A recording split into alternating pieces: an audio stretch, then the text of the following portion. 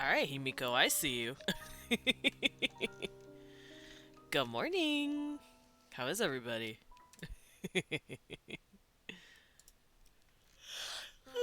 I just woke up. This yawn doesn't count, by the way. Because I just woke up like 30 minutes ago-ish. 40 minutes ago. Had some breakfast. Watched a cute banana VTuber. Himiko, don't betray me like this. Even if it doesn't work, you can't betray me like this. There you go. Here, you know what? How do I do this? Does that work? There you go. You're VIP now. You got upgraded.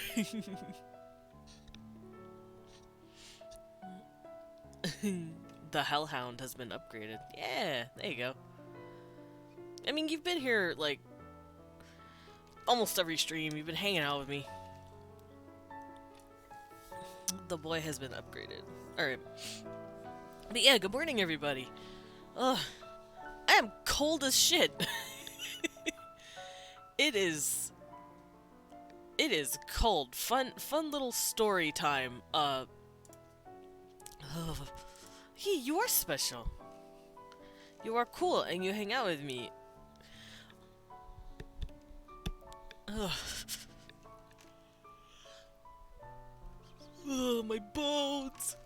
I am freezing. Ugh, okay, so fun little story. A couple of days ago, I'm like, hey, it's like 70 degrees outside. Maybe I should start putting on summer clothes. And today, I was wearing something similar. Hello, Baran, how are you? But then I was like, it's fine, summer clothes. And then it got a little colder. I'm like, it's fine, I'll just change into some pants instead. And now it's 35 degrees. Or, like, what is that in Celsius? It's close to 0, basically, in Celsius. I think it's 3 or 4 Celsius?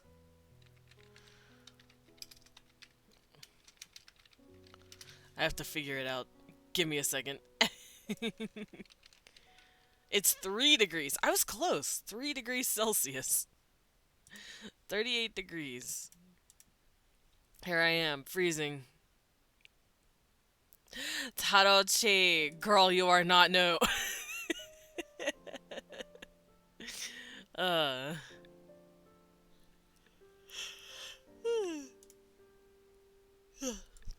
Tarochi out here. For those, okay, fine. For the new viewers, I'm Desmond Dracula. I'm a vampire bat butler, also called a battler. I go by he, him pronouns, and I love to draw art as well as world build on Wednesdays. Guess what? I just got the chat rules. So since today is Wednesday, we're gonna be world building today. I also play a variety of games from RPGs to roguelikes. Welcome to Scotland weather. It's like that every day of the year here. Oh, fun. That's not tiring at all.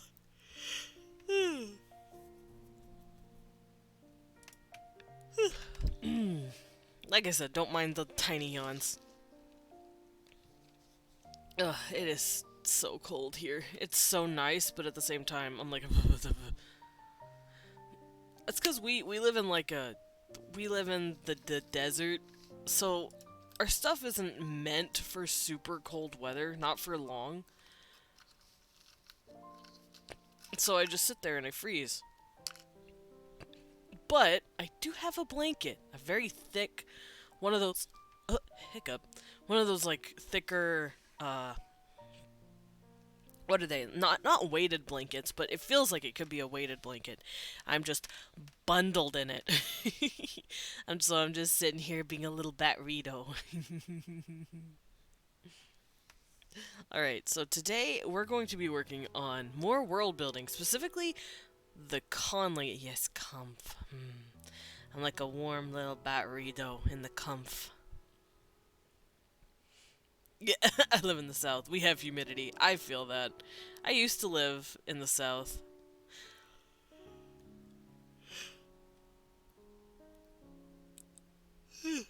Girl, the humidity. It is sticky out there, especially during the summer. It gets sticky. And then when it's cold, it's just muggy. And you're like, this isn't fun.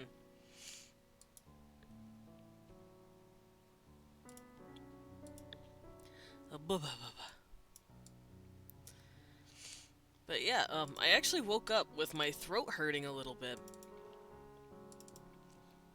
Because, I'm kind of a mouth breather when when I'm sleeping. And I was breathing in all that cold air.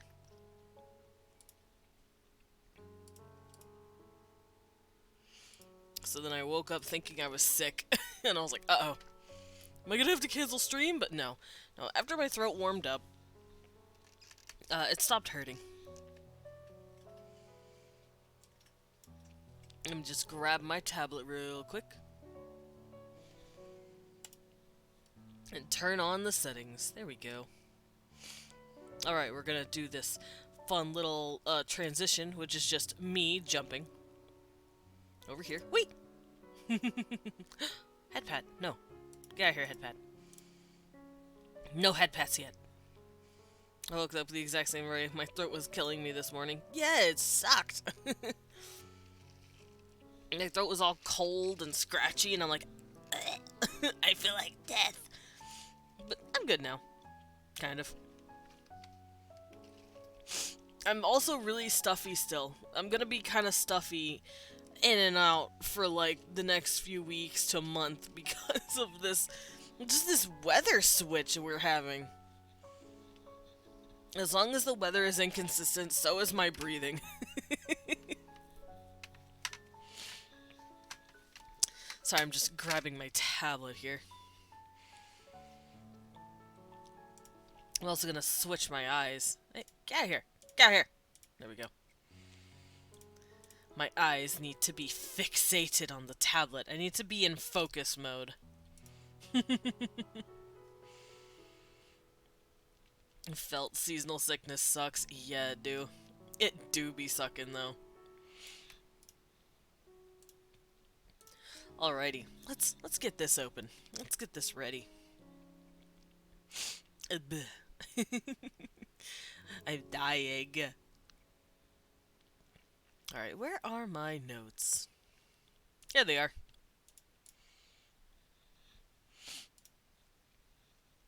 Look at this beautiful Liz. Look at this. I'm so proud. Okay, so last week when we when we did the world building exercise, I focused on making the writing system, also called a script in linguistic terms. She's a bilingual. Give it to us, Stuffy Legend. I didn't even see that at first. Tarochi. But yeah, I worked on a script last week, showing you guys the process of how I come up with my own alphabet. And like I said, there are other writing systems, but I will get to those when I get to those.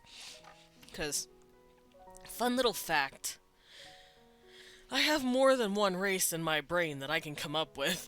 It's not just these guys. These were just one idea out of many. And I decided, hey, why not make another race on stream one day? But, like, rapid fire it to show you how, like, how to do it all in one or two sittings, I guess, instead of breaking it all down so slowly. And I'll probably... dying. And I'll probably do it with my Google Doc, because I do have a Google Doc template. I'm still trying to figure out how to get that template to you guys so you can use it.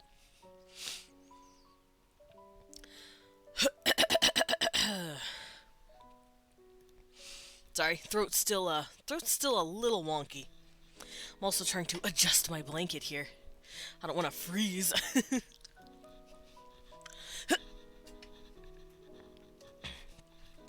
There I am. Now I'm sitting as dumb as possible. I have my legs crossed in my chair. As one does when you are the homosexual, you sit stupid in your chair.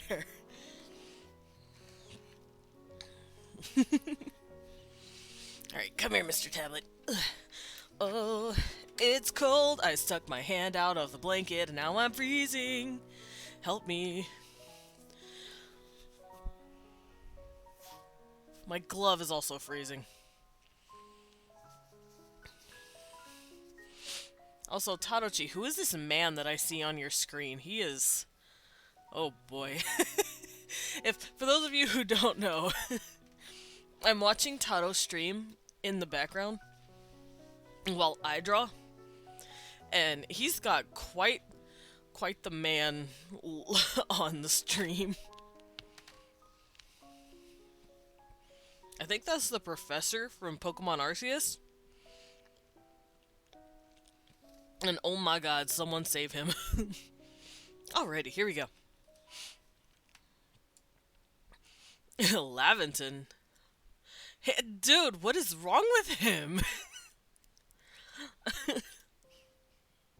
What's wrong with his face? It's high fashion but flopped. He is tore up from the floor up.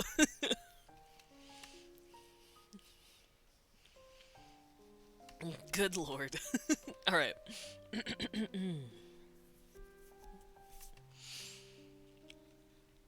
How dare I love him, he's so precious. He's not precious, look at that man! You cannot seriously look at him and explain to me what that outfit is, please. The people want to know. By people, I mean me. One fashion critical bat in a cave somewhere wants to know. He may be ugly, but he's my dad. What is the puffball on the top of his head? You know what? I am not here to criticize fashion today. I am here to write a language. And by God, I will. So, just for a quick little recap.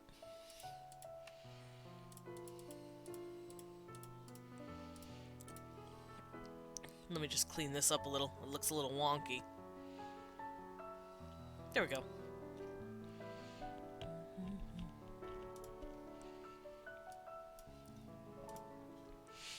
I'm tired of this. So 3 hours yesterday. Send help, Howard. Girl, help. I will send help if I can. I am good. There you go. Here's a couple of... Girl, help. But, I am so sorry you didn't get a whole lot of sleep last night. That's gotta suck. I'm doing well enough. I also didn't sleep too much last night, but that's just how the day runs now. I still enjoy it. And we are going to be working on some language today. I stayed up pretty late last night just hanging out. Because, for those of you who don't know, if you know Leon Barbarian, he's actually started streaming. That's entirely on me, though. Destiny 2 DLC came out, played through the whole campaign. The whole campaign. Pinguina. Pinguina. We know we need sleep in this house. I mean, I can't blame you. I literally cannot fault you. I have done the same thing. Not with Destiny 2, but I have done the same thing. I will sit there for 14 hours on a game and be like, oh, I beat it. Where'd the time go? Do as I say, not as I do. Get some sleep when you need it, please. On the challenge mode, too. Okay, now you're just showing off. And also, you need sleep. Please, Pinguina. I am worried for you. Sleep is overrated, but please answer the question. There is a question? Oh no. I broke my leg. How does one make up an entire written language? Oh, I'm actually showing you. I will show you that through here in just a minute. Also, hi Dan. That is my wolf son. Dumb time zones keep making me miss them. Aw. Yes, Dan. But yeah, how does one make up an entire written language or just language in general? Because this is the written language, I guess, the script, and I did that last week, last Wednesday. I basically went over my process, language in general. Well, for the way I do it, which is I've studied. Ah. Good evening, ladies and gentlemen. In order to create your own language, first you must study. Oh, hello, Captain. Good morning. How are you? Alright, well, enjoy yourself some food, please, sir. Would you like some tea along to go with that? Anything I can do to help the dear captain. Of course, sir. I will pour you one right away. Now, in order to create your own language from scratch, it's quite the due process. The process I usually take is that of many influences from various different sources. Namely, there are a handful of quite capable linguists, as well as conlang creators. They're actually professionally paid to do this. I'm sure you've all heard of the illustrious, yet critically acclaimed and then critically bombed, television show called Game of Thrones. And I am off the clock. But I'm sure you guys have all heard of Game of Thrones. It had its own different languages if you've watched it. That's just not people aren't just talking gibberish to each other. That's an actual full-on, like, full-blown language that someone sat down. More like videos of chairs. God damn it. Me sits Dan down, taps head. Good boy.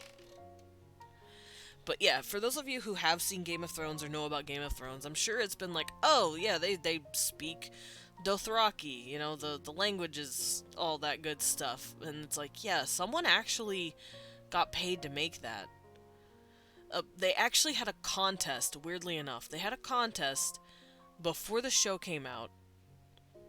And whoever made the best... Oh, a sippy time. Oh, thank you. That would actually help my throat right now.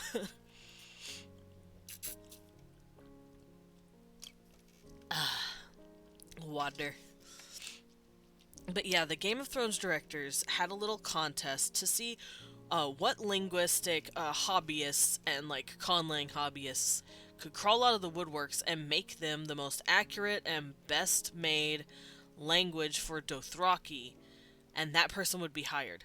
And the person who got hired was a man named David Peterson. In class right now, we're supposed to work on our project. Ooh, you better be working on your projects. But yeah, let me make sure I got the name right.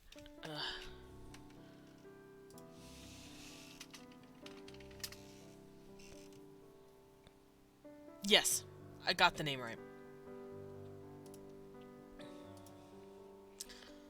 Yeah, so David Peterson was hired by the Game of Thrones directors to create Dothraki, and then later he created Valyrian, High Valyrian. You know, that pompous little language that Daenerys and the redheaded lady speak. I don't remember any of the characters' names anymore because I'm not into the Game of Thrones world, but that guy actually has a book and a YouTube channel where he runs through how he makes language, and his notes, I guess, are a lot more scraggled than I'm trying to do here, because his videos they don't really go in order. He just goes over different aspects of like grammar and stuff. I absolutely love your pen. Oh, thank you. I'm glad you like my pen. Look at it. It's custom made.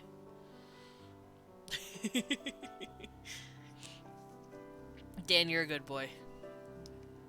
I'm sorry your laptop is dead, though.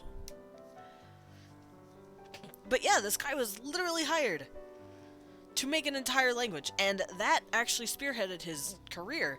He's been hired by multiple shows now to create language. And he's not the only one who has done that. Klingon, for instance, is of its full-blown own language. And the way people do that is they've broken down their processes, and I have kind of adopted and taken in what helps me on how they do it. And I'm just going to make a quick little chart on how I do the language itself before we get back into this. Let's turn my pen down. The first thing I do when I'm making a language is I think about who's going to speak it.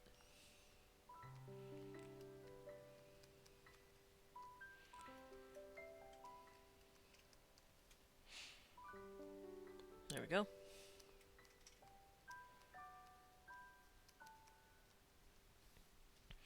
I forgot. I forgot I had the content badge. Yeah, you got the choo-choo. You got the choo-choo badge. But, yeah, the first thing I do when making a language from scratch, I think, who's gonna speak it? Am I doing it because I want to make a cool new little language for myself? Well, normally I do it for me because I want to make a new race. And in this instance, we are doing it for a new race. So who's gonna speak it? Well, my underlings are gonna speak it. They are my... they're the race that I've been creating from scratch on stream since I started this. And then I go over what sounds is it going to make. Which we've already seen me do. What sounds does the language take up? I don't mean letters, like in English, A, B, C, D. These are letters. We're talking more about the sounds that those letters make, like A, B, D, K, G, S. Those are sounds. So what sounds are we going to choose? And there is a huge IPA for that. There is a giant list of sounds that is found in almost every single language. Oh my god, Caroliu is in Tado's stream. I need to calm down. They're so cool. Anyway. Hold on, let me just spaz at them for a second.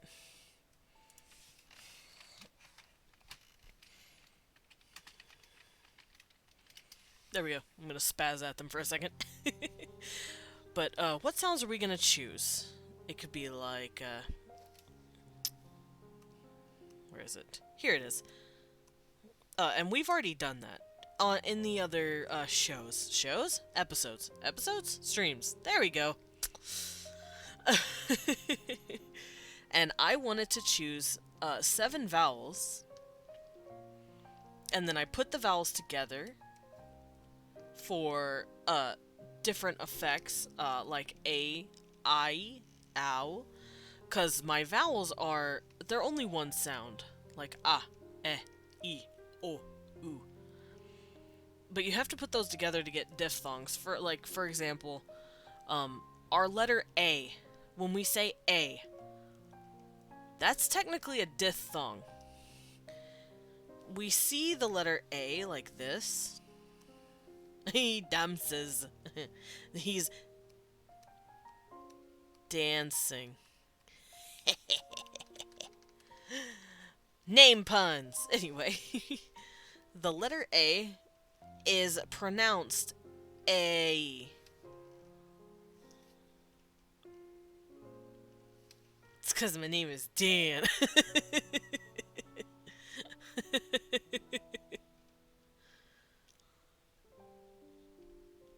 Yeah, it is. But also E, like this, E, it's just pronounced E, like that. And these are your IPA, and these are just the letters of our alphabet. And then there's I, well, guess what? I. It's just another diphthong. And then O, it would just be O, another diphthong. And then U, Y, U. So, when I'm saying sounds, I don't mean letters. It's like the dancing reference in my name. It's funny. I like when people just explain the joke into the crowd. I'll do that to Leon sometimes, and it upsets him greatly because he's an English major, and he's like, he prides himself on those like clever little quips, but then he'll say something like, "Oh man, the shit's hard," and I'm like, "I know what else is hard," and then I'll wait for like a full 10 seconds, and then I'll go, "It's my dick!" And then I'll just cut myself off, and it's fucking hilarious, and it kills him, and he hates it, and he cries. I love that shit. It's fucking hilarious. But yeah, so what sounds is our language going to have in it? And that's what I break down there. Where is my list? Hello? Oh, it's right here. Then what is this? Nothing? Understood. Understandable. Have a nice day. So after I'm done choosing my sounds, e, u, o, b, k, t, d, you know, everything I want to do. Then we start putting them together in clusters. So how will the sounds work together?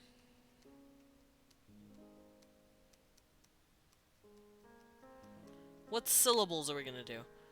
What if one of the sounds is just screeching? You know what? You're memeing, but I'm sure someone does that.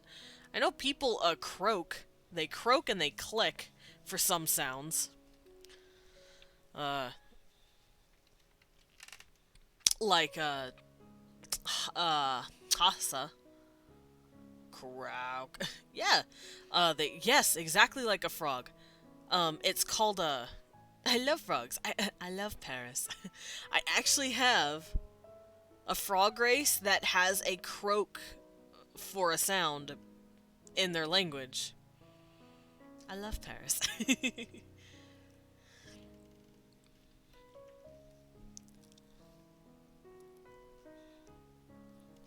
But yeah, you can croak in your language. You can click in your language. So say you want to emulate like a bird's beak clicking when they talk. You can go tla, tlasa. Or oh. Dan, you are not new. I've already rehashed this joke. I've already rehashed this joke so many times. How do I stop you guys from using that? How do I stop you guys from using that?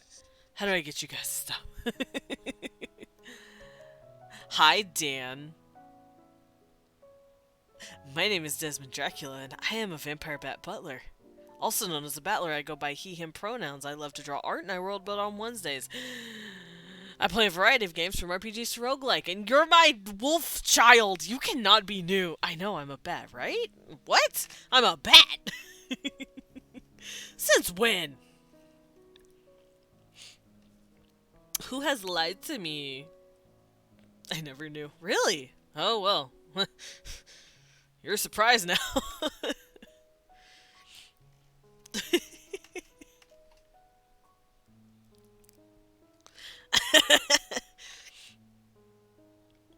Yeah, I know. I know, what? Unsub. Fuck you. Unsubs your sub. This is lies and slander.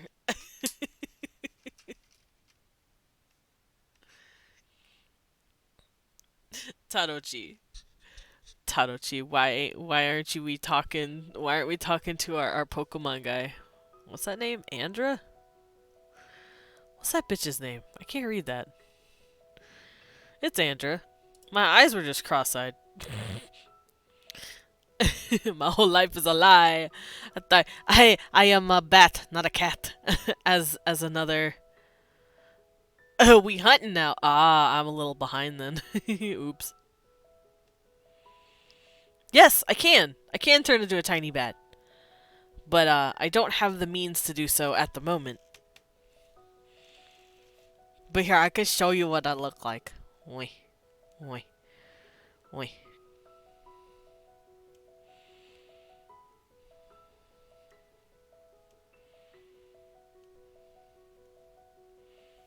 That's my face. I want it to be. I'm working on that.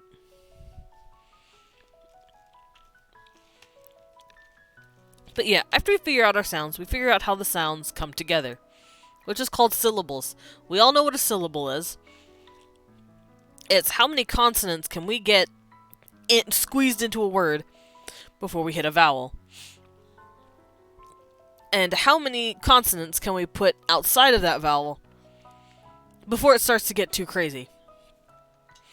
I do believe I use the term... I use the example for English strengths. That's technically one syllable. Strengths. You are out here oozing skill. Oh, thank. I don't know what I did to be skillful, but thank you. I'm glad you think so. But yes, strengths is a syllable. And I do believe I also went on a tiny rant about Georgian, because Georgian has like... Georgian can have like 7 consonants before they hit a vowel. And they all consider that a syllable. Let me see if I can find a word example. Because holy crap is all I gotta say.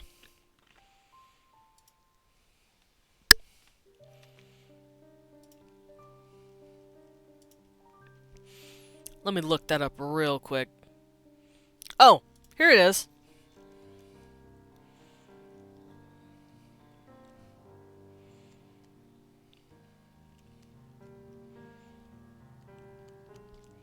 I did not just write random letters. That is a Georgian syllable. Gifbrskni. Little dork. Meh. Yeah, that's a Georgian syllable. Just like strength or bard. How it's like one word. Gifbrskni. It's a really crazy language. But interesting. After we figure out our syllables, I like to figure out my writing system. What is the writing system going to be? And how is it going to look? Yes, Dan? What, Dan? I'm scared. Yep, there it is. Chicken butt.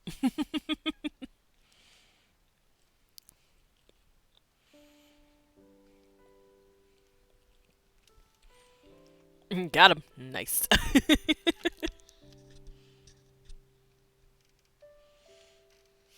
But yeah, writing system is what we worked on last week. And that is where this came from. This is our writing system. My alphabet. Now, I did mention... Oh, have a good lurk. Have a good lurk, Dan. But last week I mentioned there are multiple writing systems. I believe there's about 7. But I only wanted to focus on alphabets because the way my syllable structure works, which is why I found the syllable structure first, an alphabet would work with it the best. And that's because the clusters, the consonant clusters, are C, C, V, C? It's no walk in the park. You know, it's a lot simpler than English. English does C, C, C, V, C, C, C, C, because we're cracked, which the C equals consonant, the V equals vowels. So, at most, I can have 2 consonants in the front before reaching a vowel. That's just the limit that I've put on my language because I want it to be simpler. So, they can have sta and vla and fra, but they cannot have stra or skra. They cannot have 3 of these before getting to a vowel.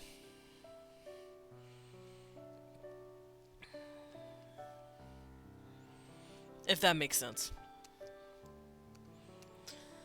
So I went, alphabet works fine with that. And later we can cover the other ones because, like I said, there's like 7.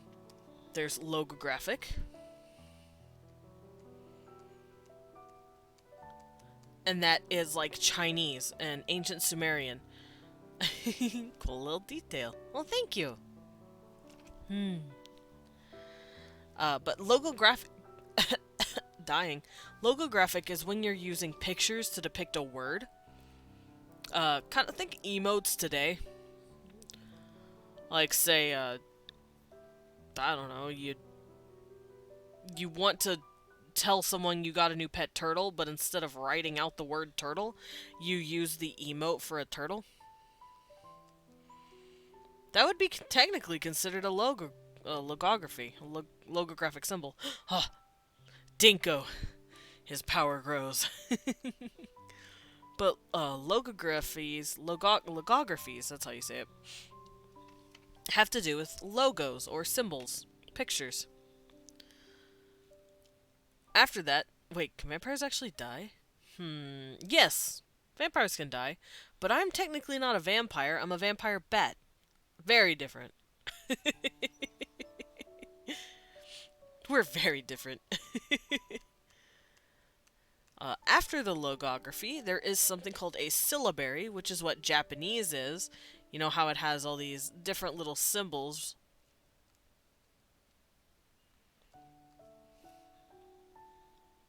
And each of these symbols represents a syllable, which is like no, ma, chi. It's whatever syllables you've created. This typically works for consonant vowel pairings, like in Japanese, how it's like kokoro, ko, ro. It goes consonant vowel, consonant vowel, consonant vowel, and it'll roughly always do that. Syllabaries are best for those kind of languages. And then we have the alphabet. Alphabet is you use one letter for one sound, which is what English does. It has an A for the eh noise. It has a B for b, C for k or s, which is dumb, but whatever. That's my take on English. We have a duh, we have an eh. We add a sound per letter, and that started when the Greeks, of all things, got a hold of an even older language, an even older writing system, called an abjad, or an abgad. Now, these are a lot like alphabets, but these are older, and they're used by things like Hebrew and ancient Phoenician, where you write the letters. I'm gonna write in Phoenician.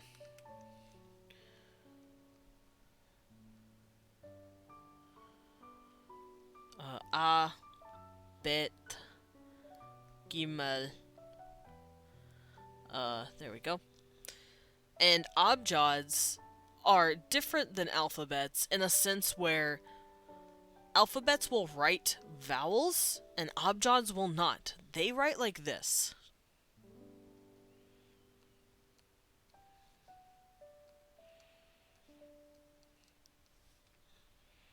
You know, going home soon.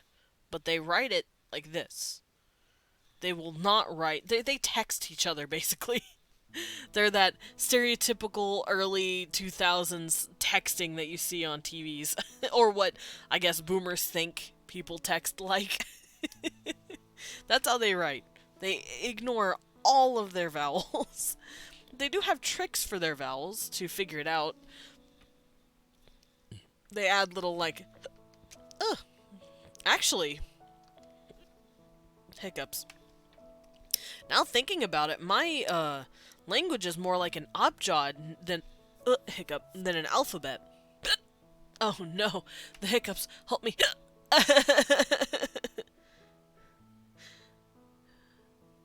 Are they gone? No!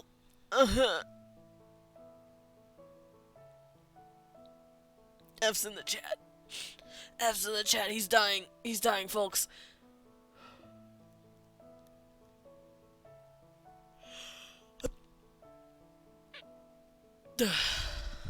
Okay, I held my breath for a bit. Maybe they're gone. I told them they're not welcome here.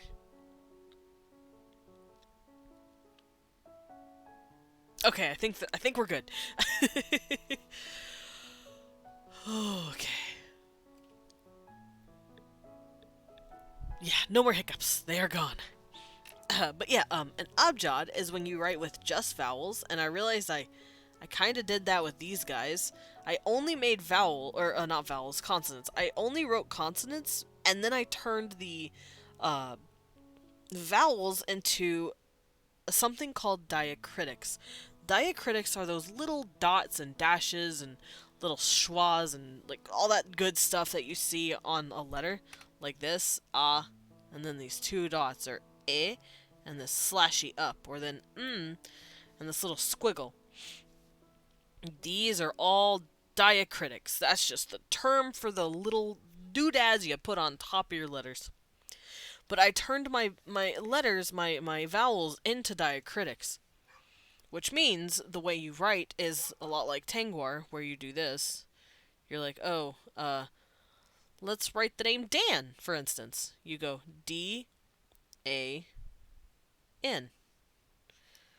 And that's how you write for my language. So technically, it's an abjad, because I only write with consonants, and then I use the vowels as marks on top of the head. Whoa, music. Calm down, sir. They're flirting with me out here. There we go. That should be good.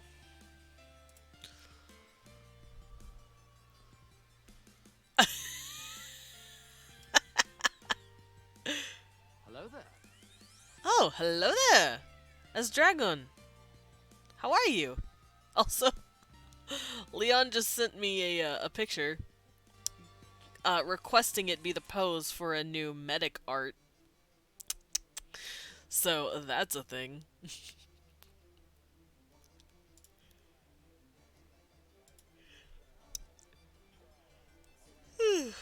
Leon, I think Leon wants me to draw more maid medic. Oops. But let's see. There are other language types. I believe there's something called an alpha syllabary or an abugida. I like to say abugida because it sounds cooler. And that's when you take letters of each sound, much like an alphabet, but you put them together to look like a syllabary.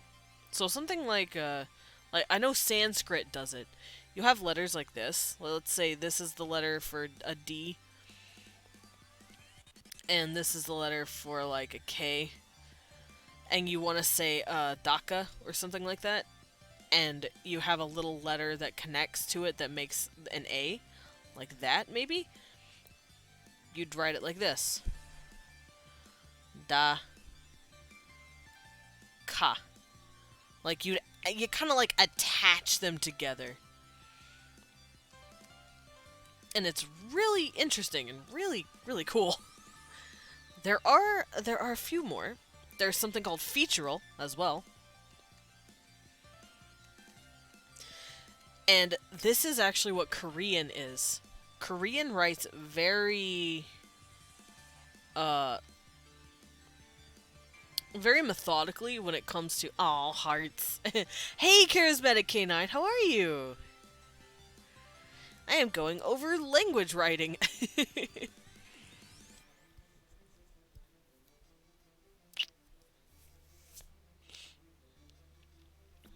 But yeah, featural is like Korean. Korean makes it to where you can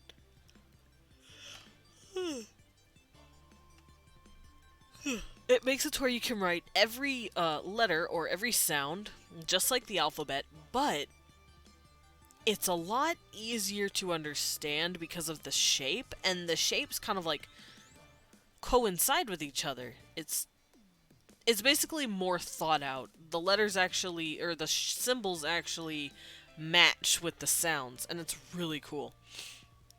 I'm doing really good. I'm actually very cold.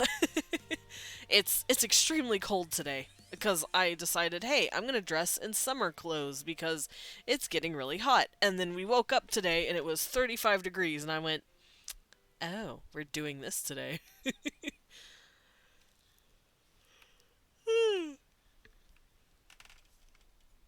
I'm also just a tad yawny, but I'm trying not to yawn too much. How are you doing though?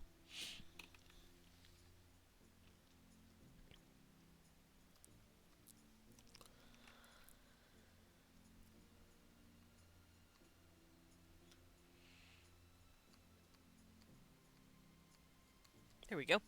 But yeah, after I figure out the writing system, I work on my grammar because I have everything needed to actually start making the language in full. Eh. And there's a reason for my title. Gender is actually a. Gender is actually an English term for different noun cases, basically. Now, I'll go into that and what it means in a bit. But first, we actually need to make some words in order to actually make grammar. Words come first, grammar come later. Cause as like a kid, when you're learning letters and learning words and all that good shit, you don't know how grammar works. You just know if I say, "Mama hungry," Mama gon' give you the food, and that's all you know as a 2-year-old. If you say a certain word in a certain order, you will be given whatever you ask for because you're learning how to be an upstanding citizen of this beautiful world and this cold mortal coil. Anyway. Yeah, no, I'm doing perfectly fine. Why do you ask? I always find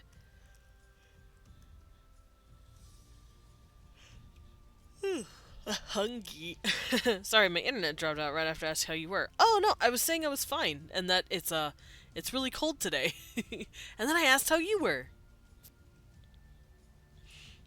Yeah, hungry. Mama, me hungry.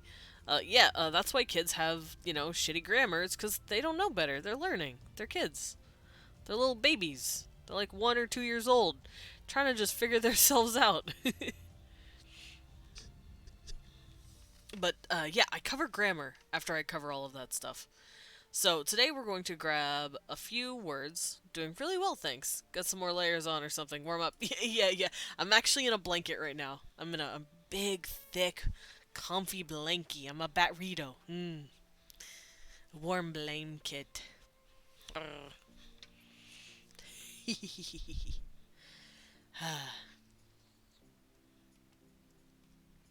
But yeah, let me find my words that I created. Because I made a bunch of words a few weeks ago. Here they are. So I'm going to take these words that I just randomly came up with based on my syllable rules. A barrido. Yeah, and me, barrido. But these are a bunch of words that I came up with to help me on my grammar journey. So I'm going to plop them down right here. Actually, I'll put them over here so that I can keep them on hand when we start making words and start making sentences.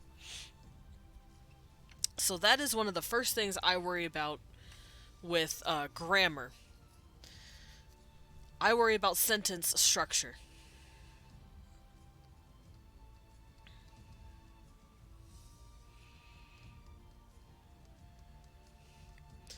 There we go. It all goes downhill when they gain consciousness. Yeah? You start to gain sentience, it all goes downhill.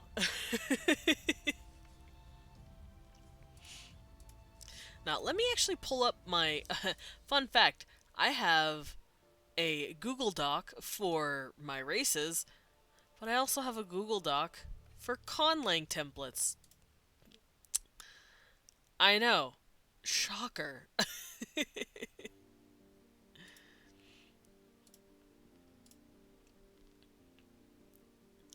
There we go. But now that I have it pulled up, oh wow. Yeah, I didn't miss any writing systems. Logographs, syllabaries, abjads, alphabets, and abugidas and featurals. Yay!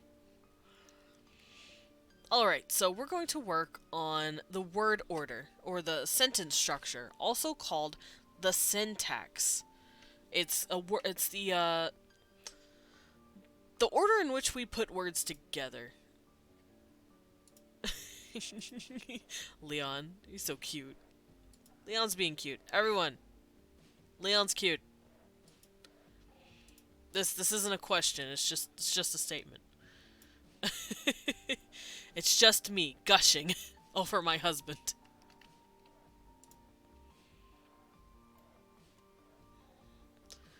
Oh, this music.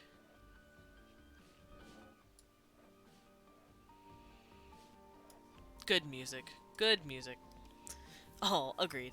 I remember my old cat used to get stuck in the sleeves of my hoodie, so then I would just be a nose and a tail poking out each end. He was a pure burrito. That's so cute. Me looks for my kibby. That's so cute. Canine. Aw. But yeah, for sentence structure, English, it usually goes VCO, or not VCO, SVO. And for those of you who don't know what that means, it's subject, verb, object. I'm not here to be your English teacher, that's Leon's job, but we all know what that means, I'm sure. Subject is whatever is, I guess, the subject of the sentence, and then the verb, and then the object. So, like, let's say my subject is a dog. Let's say my verb is a have. Like, the dog has a ball. Let's say the object is a ball. So, subject, dog, verb, have, object, ball. Simple. How do I write that? The dog has a ball. Simple enough. So,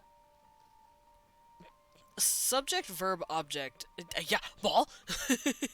Himiko, go get the ball. Go get the ball, girl. That's rude. I'm sorry.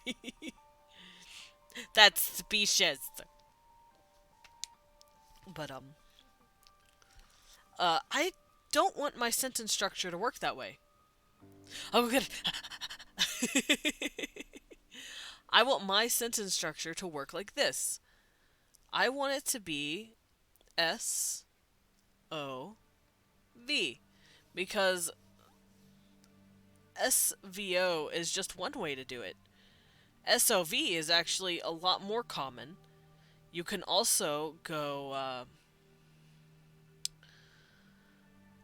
VSO or VOS, which is verb, subject, object. Ancient Egyptian actually does this. Egyptian does VSO.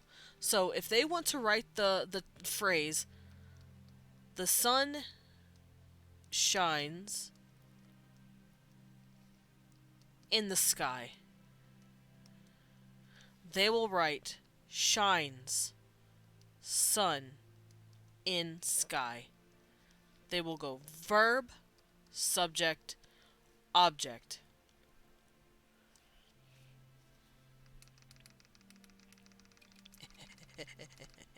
Delete all of it. Ah, get out of here. I feel like the two dog theme usernames are here competing for who's the goodest boy. Oh. I think you're all good boys and girls. All of you. Pet pet. I will pet all of you gently. Oop. Yeah, all of you. All of you will be gently pet, because you are good boys and girls. But then there is, let's see, OSV and OVS. So object, subject, verb, and object, verb, subject. So this is actually close to how Yoda would talk. This specifically would be Yoda talking. Like, let's say he wants to say the dog has a ball. He will say ball, the dog has. Ball, the dog has. Which means Yoda's native tongue probably is OSV, object, subject, verb. Just because of the quirky way he talks, we can figure that out. Anyway, back to the point I was making. I want to do SOV, or subject, object, verb. If I'm writing in my language, I want it to be... Imagine allowing yourself to become domesticated. Oh, goodness. To be fair, some animals self-domesticated. There's food for thought. Self-domestication and domestication in general is just a representation of a creature becoming smart enough to not have so many chemicals in their brain telling them to have fight or flight.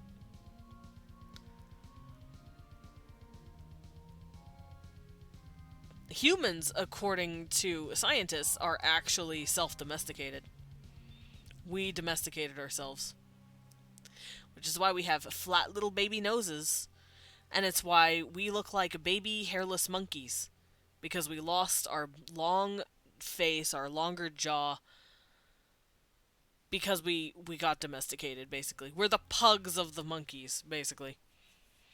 Which is also probably why we have breathing problems. And we're prone to, like, arthritis and shit. Domestication also leads to body problems. But listen, we're not here to get into genetics today. I would love to talk in length about that, but we're not here for that. We're here for sentences. But yeah, I'm going to go SOV. So I'm going to be, the ball has the dog. Mine is going to be the dog, ball, has. That is going to be my sentence. Well, sentence structures. So let's start with something simple. I want to be able to plug these in to a simple sentence.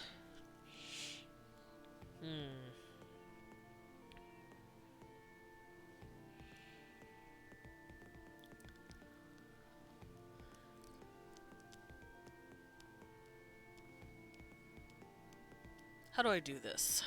What? Okay, give me a sentence. Someone give me a simple sentence. Like a subject, verb, object sentence. Nothing crazy. I can use that. While I take an illegal snack. I jump over the fence. Okay, we can use that.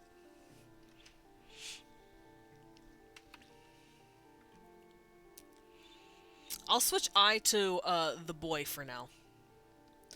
Because I is a pronoun, and we can get into that later. Girl, what's your pronouns? The boy jumped the fence.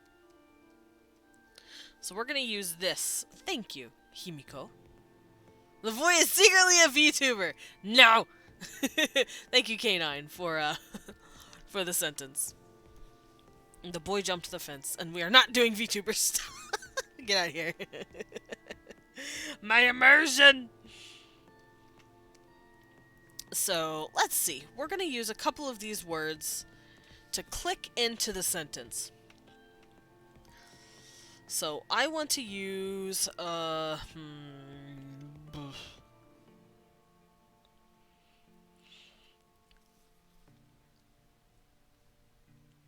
let's use the word trisk, or trish, maybe? No, that sounds dumb.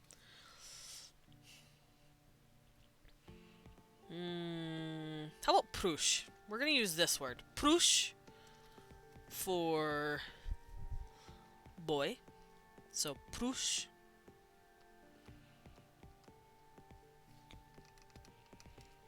Let's write that a bit better.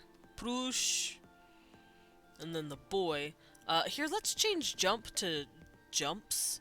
So we can make it present tense. Just to make it easier. We want this as simple as possible. So, prush is boy. Hmm. Maybe kav for fence or kovka? Hmm. I like swich. Let's use swich. Ooh, siuch. Swich. Swich for fence. So prush, swich. How to jump.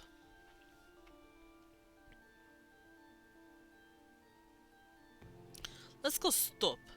Stop. S-T-E-P. Stop.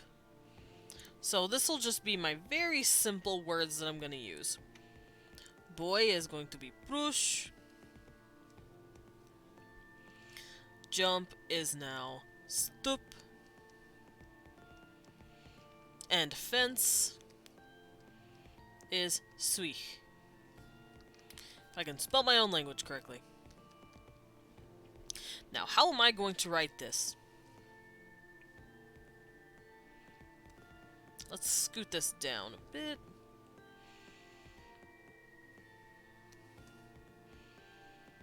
Let's scoot this up. There we go. So in order to write this, because it's SOV, we're going to go boy, fence, jumps. So it'll go boy, fence, jumps. So in our language, it will be prush, swich, stup. Prush, swich, stup. And that's how you say the boy jumps the fence. Now, most languages actually don't have articles or particles, which is what like the boy and the fence. Most languages don't have those. Oh, ladyface! Hello! Sorry, I got kind of zoned in there for a second. But yeah, we're working on a little conlang together. It's for an ongoing series of world building to show people how I do it, so that if they're interested in doing these parts of world building, then they can do it. I just came in. Oh, okay. Whew.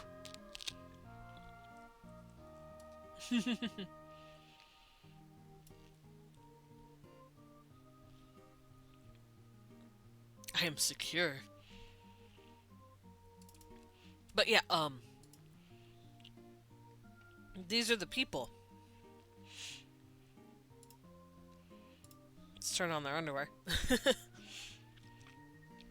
These are the people that I've been working on for the past month or so. And I've gone over different aspects of how to make them and how to put them in their own word. Is that why most languages, when they come across into learning English, say sentences without stuff like the or an and? Yes. That is why you will hear someone, when first learning, I thought it was German because of stup. No. While German is a very beautiful language,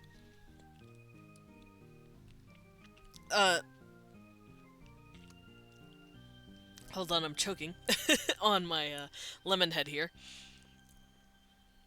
No, this is a bunch of little words that we came up with last week.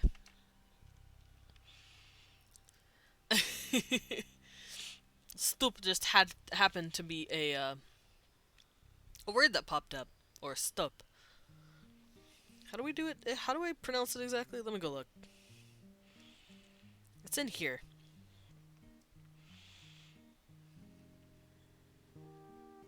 Okay, yeah, it's the stup. Stup. It's like that.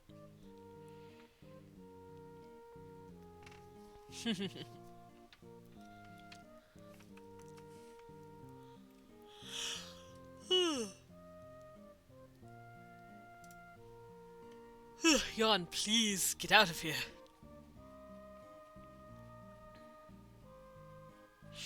Oof.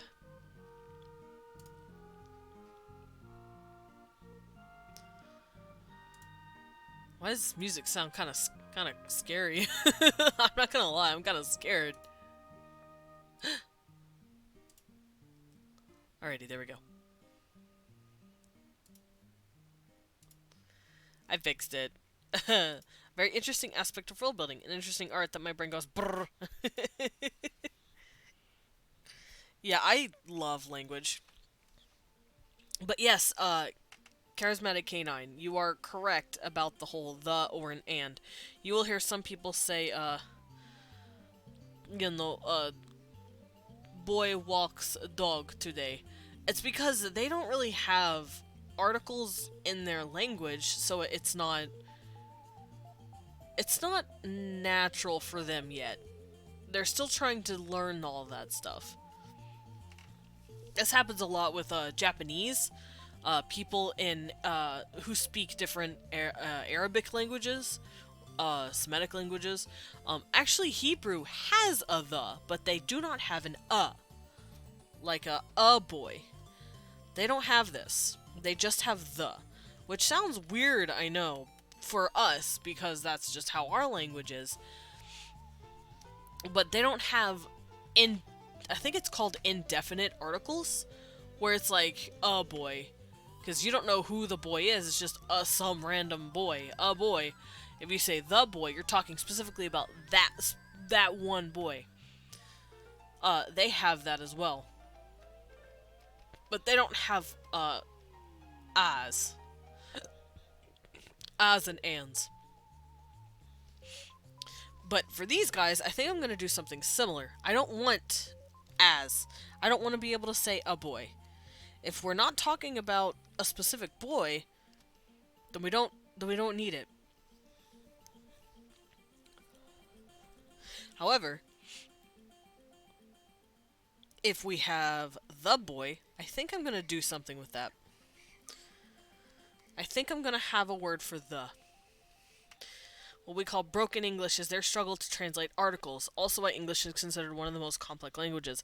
That, and the thing is with definite articles, which is a definite article is the or these. These is the equivalent of like, kind of like a, another way of having an article. This, these, all that stuff. It is pronounced with one of the rarest sounds in the world as well. The. Not a lot of languages do that. Not a lot of languages have the and the. So it's double a struggle, which is why you hear them say duh or sa or za. Zadog or da dog. Because they can't do the th sound. It's stupid and it's hard. You have to be ingrained into that. Which is also why you'd hear a lot of them not being able to speak the rhotic R. Rhotic R is the R. Railroad. R. Railroad conductor. It's that R sound. A lot of people can't do that. They have to go da or ra or ra. Because they trill. Most languages trill or ra.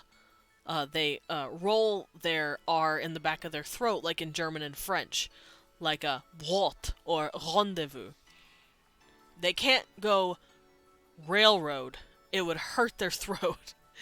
They have to pick that up. It's stupid and hard. And English is one of the very few languages that does it. Which is why if you want your language to not sound English, kick that shit to the curb. Hello, Lily Hello Off. How are you? Little peeky peek. Welcome in. How are you doing, cutie? This is one of the few things I've got from growing up in Germany. Yeah, Lily. Okay. Hello, Lily.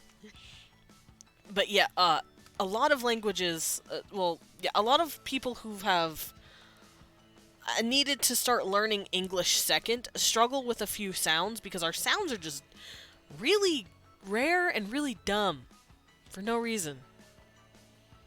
We don't even know where the rhotic R comes from. Even British English doesn't really use it all that often. I feel bad. I thought I followed. Now I feel awful. No, it's okay. Thank you for the follow. Aw, honey, you're good.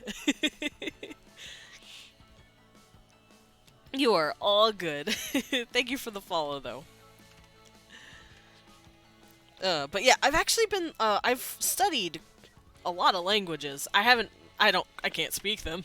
I like looking at them though. I'm like, oh, those sounds are really pretty. Were those Neubats? Yes, they were Neubats. That's where I'm odd. I grew up in Germany till I was 5 because of being a military brat, but I lived most of my life in America. Remember bits and pieces, but when I was a small child, because autism, I didn't speak. You know what, that's fair. I'm not gonna lie to you. I've only ever spoken and known English because I'm a dirty American, and we don't teach no other language than English. You're only allowed to speak one language here, and it's called Bald Eagle. But I really love language, so I've spent most of my life devoted to learning other languages, or at least the aspects of other languages anyway, because I like language. So I know a bit of Spanish, I know French, I know like Italian, not like I can speak them, but I know them. It's called baldingle. I hate how true this is. It's right? But I've actually started trying to fluently learn German on my Duolingo, and I can say stuff like, I don't know, gay culture is kind of its own language at this point. I mean, you're kind of right. It can be. We have some words. We have some inflections. That's a mood. But, yeah, I have been learning a bit of German. I want to say this to Skya later, but I didn't know you were German, so I'll say it to you too, Ladyface. Du ist, how does it go? Du ist sehr nett? Du ist sehr nett? I think I said it right. I speak red, white, and blue! I speak burgers and shotguns!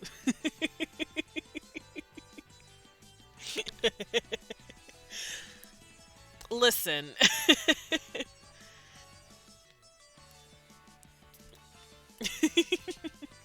But yeah, I don't know if I pronounced that correctly, Ladyfaced. Du ist sehr nett.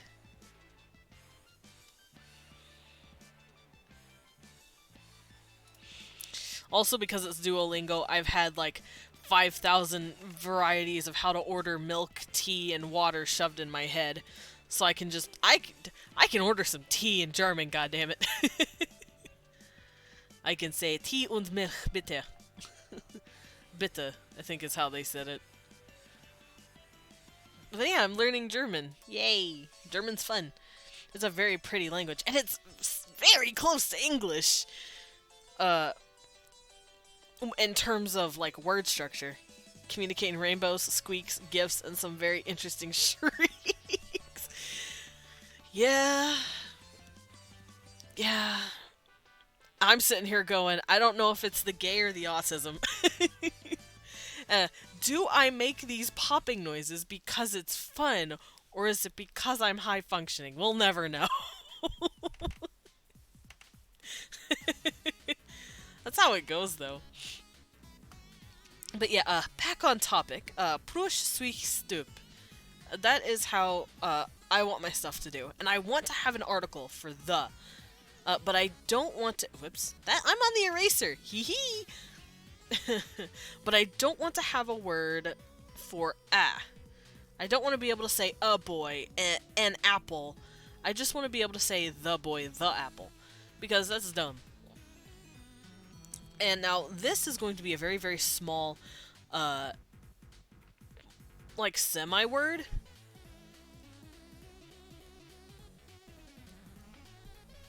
I don't know how to explain this. I communicate in sarcasm, dark and dry humor, or dry and dark humor, and aggressive compliments. Bruh, I am aggressive when it comes to complimenting friends. The bro, I'm like, fuck you, get loved on, nerd. This too, yeah. I think that's just the language of this generation. Lilyisms and sometimes pure JoJo. Nice. No, you don't have to leave. It's okay. We're all nerds here.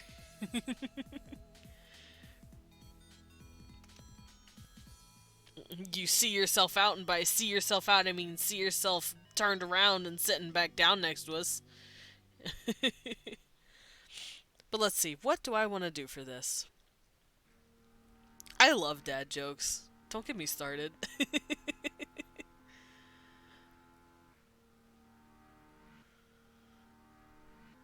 Peepo yeet. Peepo. I love the word peepo. Isa peepo. But yeah, what do I want to use for this? Because it needs to match and work well with all the others. So I think it's going to end with a vowel, just like the. I speak in puns, spoonerisms, and gibberish. Might explain why I don't have a lot of friends. Oh, K9. You know what? Fuck everybody else. I respect you. You don't need too many friends, as long as you got the people close to you. No. I used to hate people, but I forgot who said it to me, and now I love it. Oh, I remember hearing it from like a puppet. K9 needs a new friend, apparently. Friends. Pushes them together gently. Friendship. But I remember seeing Peepo as a video. Hold on, let me go find that. We can share that real quick.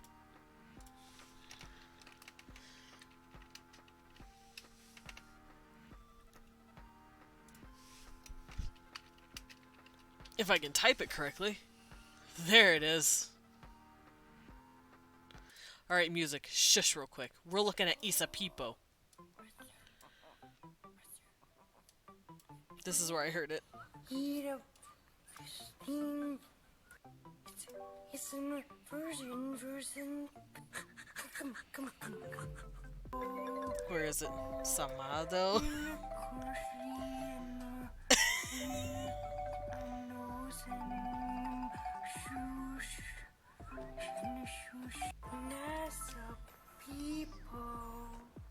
That's a peepo. That's a peepo. It's so dumb. Dad jokes, you might say they're preposterous. Get out of here.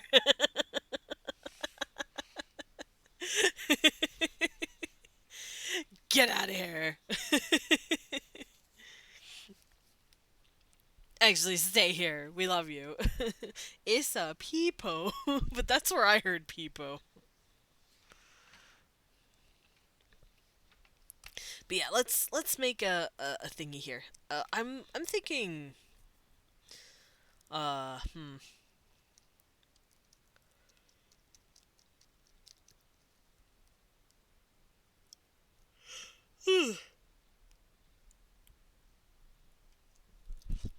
I might go ka. I'm either thinking ka or wa. Ka or wa. I don't know which one I want to use yet.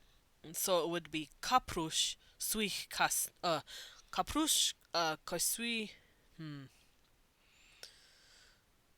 Huh.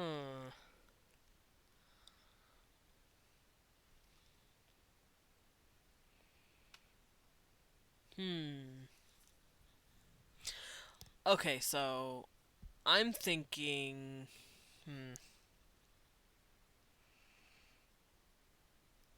what if I put it at the end of the word? Prushka. Like this. Prushka. The boy. And then swicha. Swicha. Swicha. Stup. Prushka swicha. That sounds really nice. Tama when Des almost says my IRL surname, so I had to double take. I'm sorry.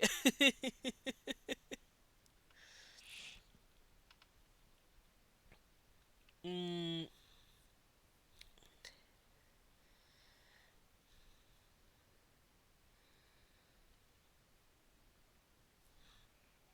yeah, I like Prushka and Swicha.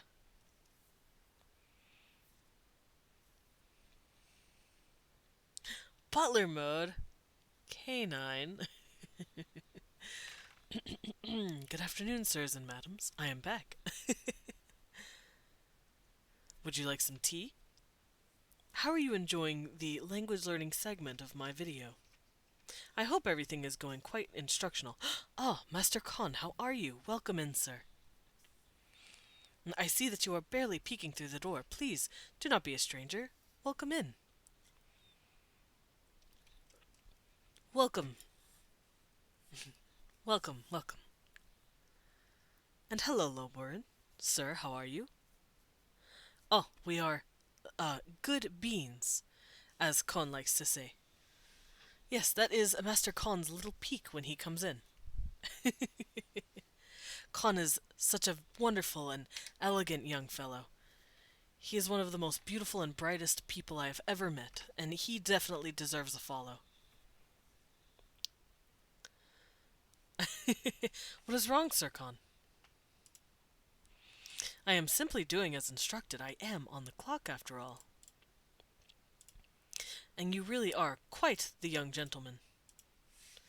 Let us all appreciate and marvel at the beautiful emotes he has.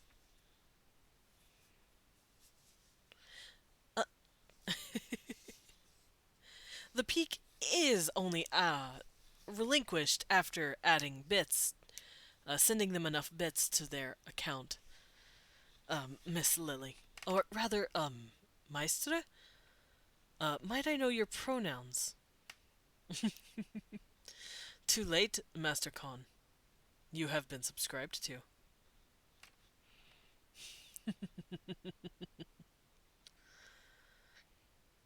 Yes, Lily. Any? Then I will use Maestre for now. And now I am off the clock. But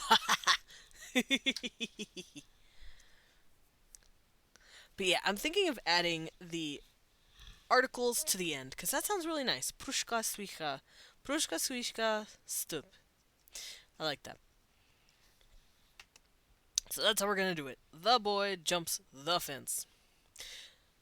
Now, how to address this verb situation, because I don't know yet.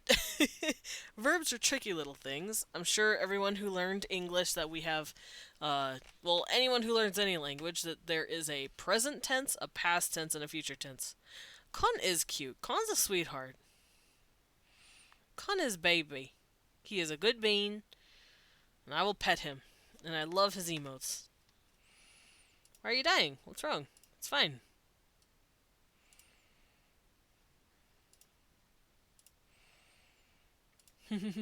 Not quite English lessons. We're just covering, how English teaches you lessons so that we can use it as an example to make our own language. No, fine like sunshine. You get out of here. Bishi will let us love you. Yeah. Love on Con. Everybody, press 1 in chat if Con's cute.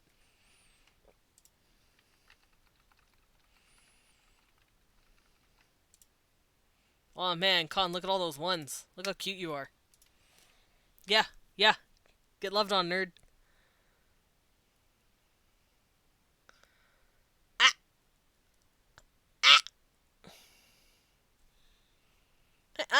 We're here to bully Con right now. This ain't about me. I do like the number 13.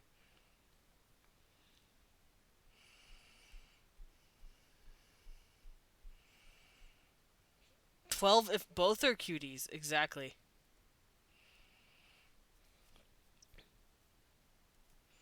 Con is cute Bane.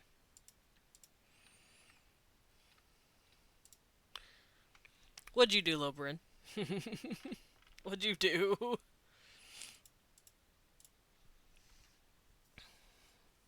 What have you done?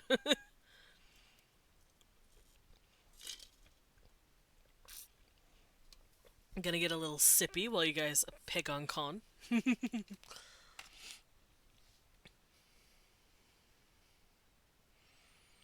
You hunted a poor fox! Aw, that poor foxu. That poor foxu.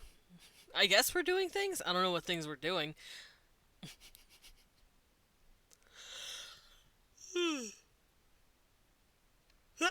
No choo-choo. We're not choo-chooing right now. I'm just trying to teach y'all grammar. Help. May God have mercy upon yourself, I have none. I hear it in your voice. I hear you actually saying that to me. I hear, oh, Viravanta say. Oh, my music. Oh, right, I paused it because I was, watching Peepo. There we go.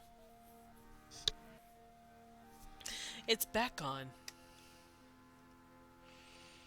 Yeah, we were watching Issa Peepo. When does Khan ever have mercy? Never. I'm just a poor lad trying to survive an uncaring medieval world. Oh yeah? Oh yeah, how you gonna do that? How you gonna do that without your voice, Khan? Huh? Huh?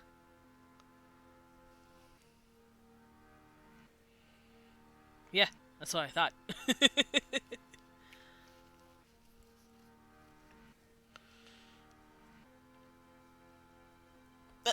Oh, the Peepo video?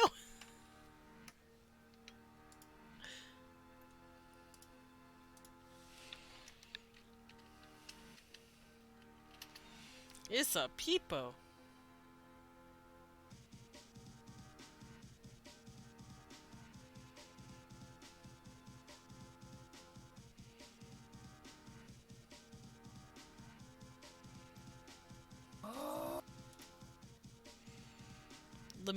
Let me find it for you.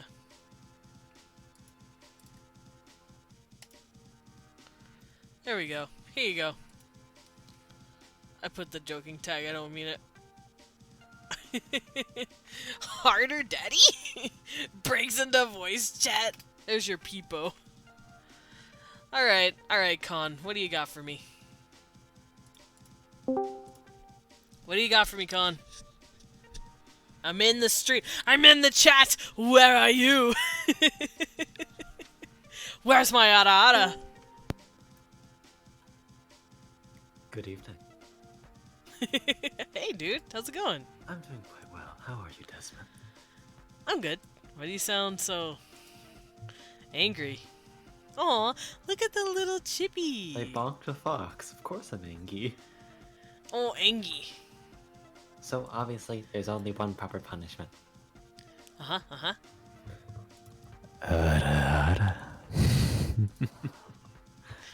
Lobo, sweetheart, we're going to have a chat later. Uh-oh. Lobo, you're in trouble, bud. I'm gonna have a little baby fox sitting on my shoulder. Yee! Yee! Fosk. We just got a letter. We just got a letter. I was hoping Jackaback would pop his little head in and be like, ugh! Well, we murdered Jack enough, don't you think? No. Understandable. Have a nice day. I do need a bear on my other shoulder. Oh, wait. That's right. We lum Leon in this house. We do lum Leon in this house. I made you your dog sprayed. Oh, this is true. Should I show them? Yeah, go for it. Okay, hold on. Let me open up the Fuji tech. I'm making you dance as a chibi. Dance, dance till you dance, dance, dance, dance. Okay, hold on. Where is? Alright, I'll park you next to me. Thump. Oh, hold on. Should I flash him with Milfcon real quick? If you want to. It's up to you. It's your prerogative. Now I'll just show that. No, it's Bestie. Where are you? Poor Jacko. No murder allowed. Ah, is Jacko here now? No. Ladyface was just saying don't murder him. No. Jacko is good bean. Jacko is we will very murder good if we want to. We can dance if you want to. For some reason, your sprites keep on removing their fucking title at the end. Really? Yeah. That's weird. So it's like, where is it? Is it because I have to check all files because it's gone? That's so weird. Yeah, it's weird. But it doesn't matter. All it literally takes me to just add .png to the end of it and it's back. Ah, fair. That still is weird. Yes.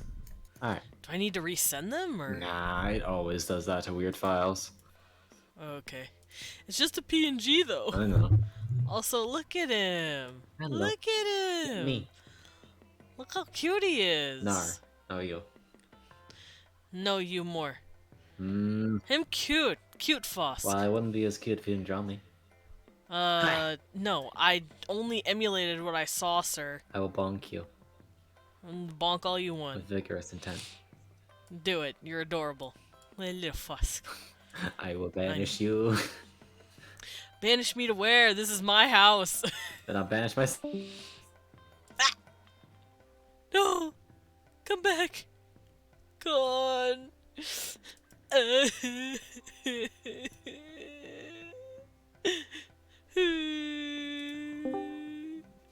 Oh, Phoenix. I wasn't crying.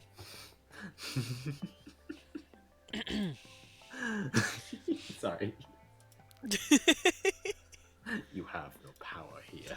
You have no power here. Imagine if I actually locked you into the Discord somehow. Like, oh no. You're like, why can't I leave? He's like, Uh-oh. fucking Lavender Town theme starts playing. Do, do, do, do. You're locked in, Con. Let me out! Ah, come on, Bat. We both know. I'm not trapped in here with you. You're trapped in here with me. I mean, realistically, there's nothing I can do to you. If it was Leon, they'd be dead, but still.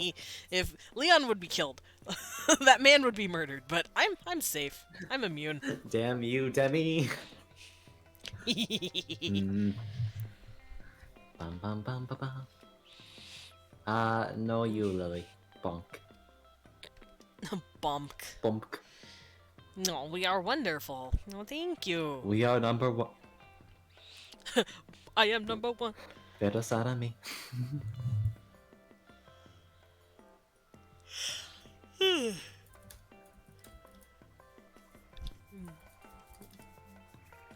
What do you mean almost? I did sing the Lavender Town theme song. Do, do, do, do.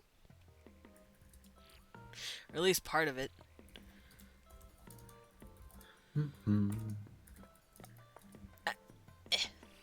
My chin itches. Alright. Do you want to hang out with me in here while I continue to work on language stuff? Oh, I could, but at the same time, I don't really want to, like, just randomly add jokes to your serious language talk. Serious language talk. I know. And it's not that serious. I know. But more realistically, I should probably force myself to do work. Fair. But thank you for coming in and ada-adaing my chat and ruining their lives with blood no longer in their brains. It's always a pleasure, darling. And yes, Anyway. I look forward to listening in and just vibing in the background. So here, take a. Oh, thank you. Oh wait, Jacko's here. Just in time. Just in time. You're bullying that poor man. Jacko deserves all the head empties. He's already dead. It's okay. Here, you can take one of these too, Jacko. Aw, smooch. Sorry. Alrighty. Well, thank you for dropping in and saying hello and fucking with the chat, people. You know how it be. Alright, see you later, bye. Bye. That was the lovely GM Con. Conway! Yes, that's what I wanted. I hoped you were here a little sooner whenever Con first joined, because he immediately autoed everybody. And I was like, I was just waiting for Jacko back, but you never came, and then you came just in time. Hell yeah. But yeah, Con wanted to drop in and say hi to everybody for a minute, because he's a sweetheart. And did you see how cute he was? He only proved my point at how cute he was, so, boop. Look at that cheeky little smile in the chat. That's a good bean right there.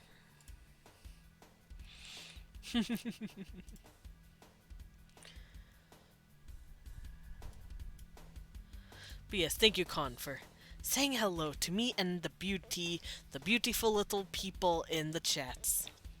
Con is cute as... You're right, he's cute as hell. He's cute Fosk. Also very devious, yes. Alrighty, enjoy your lurk, Con. And thank you for dropping in and saying hi to me. But yes, time to address the elephant in the room. the verb here. I don't know what I'm going to do with the verb just yet, because I don't want to start piling on a bunch of unnecessary grammar shit right away. I just want to work on the simple stuff. So we have the syntax down. Subject, object, verb. Which means instead of saying the boy jumps the fence, we say the boy, the fence, jumps, which is what this is. The boy, the fence, jumps. Which is actually how Japanese, as well as Latin, works. A lot of languages do this.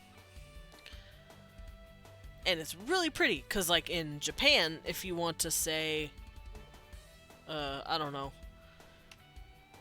I am a bat. Well, they don't have articles, so it's I am bat. But the am goes after everything, so it's I bat am. And that's how their shit works. And that's how I'm doing mine. So, after that, we're going to try and figure out how we're going to add other stuff like this.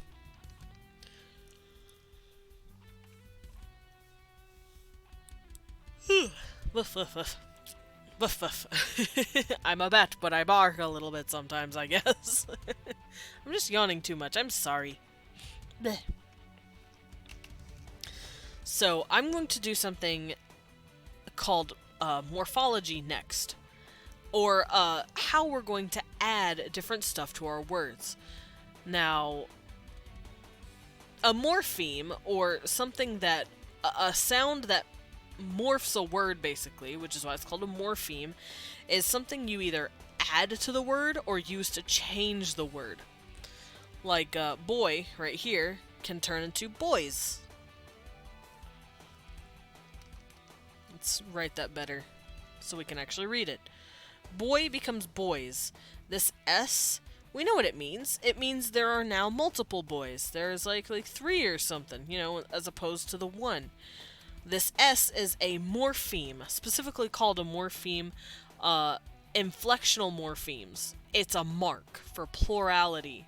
There are also marks for tenses, like in verbs. You can say jump versus jumps versus jumped, and those are your cases. So we're going to be finding a couple of those just to help spice up our language a little bit more. And I remember originally when our little canine added the boy jumps over the fence, I want to turn over into one of these morphemes. Now for us in English, it's its own separate word. We use over as a word. But in this, I don't want over to be its own separate word. I want it to be like that S in boys. Hiccup. Please no. Because if I were just to say boy and then S, that S isn't really a word. It's a letter. It doesn't mean anything. I want over to be like that. If you have, in my language, if you have the word or the symbols for over away from everything, it just would not make sense. And I think that'd be pretty fun. So what would I want to do that for? Let's see. Ka is the, so prushka and suicha. Let's see. It could be uat.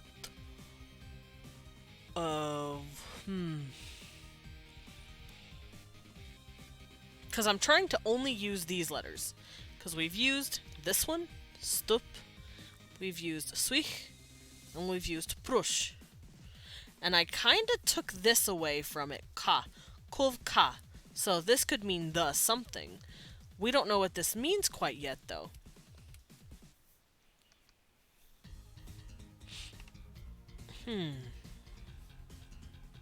Hello, non-binary. Welcome. Welcome in. I'm thinking up ways to make words.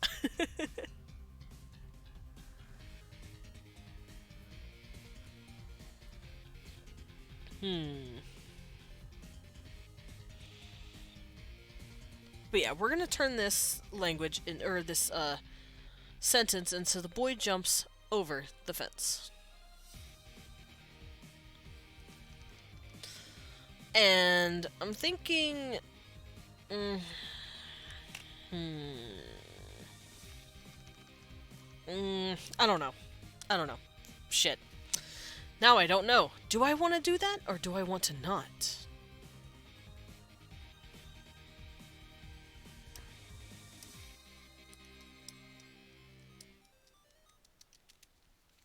Because now we're working on morphology. Now, I know that sounds really complicated, but morphology is just the process of taking words, like I said, with boy into boys. This is the morpheme, the morphology of it all. And like, turn versus return. Re is technically a morpheme. You can use it for other stuff too. Reroute. There's other examples, but I cannot think of it at the moment. But, so now we're coming up with a few things for that. And they can be their own separate words. So maybe I'll do that for over. Maybe over... Should I attach it to the verb, or would I attach it to the object? Because if you jump something, you can just say, I jumped it. But would it connect and say jump over it?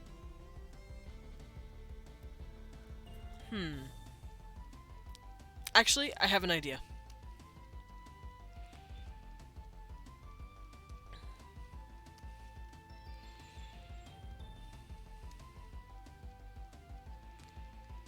I think jumps over should be just the vowel. I think stup just means you're jumping over something. You're leaping over something.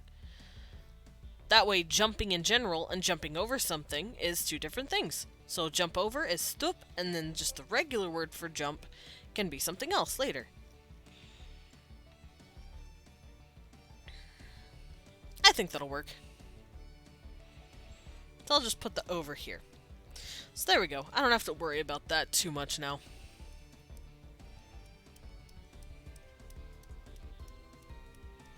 But now that we're in here and we have the basic sentence structure, we can start covering more nuanced pieces to the language.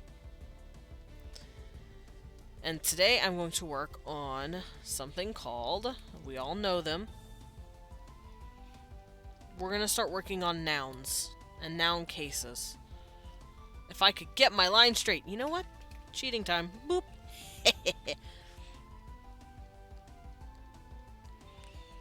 So, I have my sentence structure, I have some basic words, and I've even picked a few words for my stuff. We're going to start working on nouns. So, what are a good few nouns? Well, obviously we have prush, which is the noun for a boy. Boy is a noun. Prush. And then we have fence, which is stup. Stup. There we go. What other nouns should I use? Someone give me a word. Give me a random noun. If we know, if you guys know what a noun is. I hope you do. I will cry otherwise.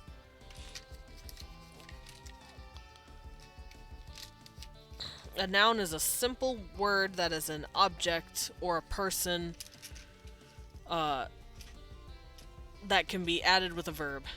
It can be a subject or an object. Cat. Cat is a noun. Alright. Let's grab a couple more. Give me a couple more words, somebody.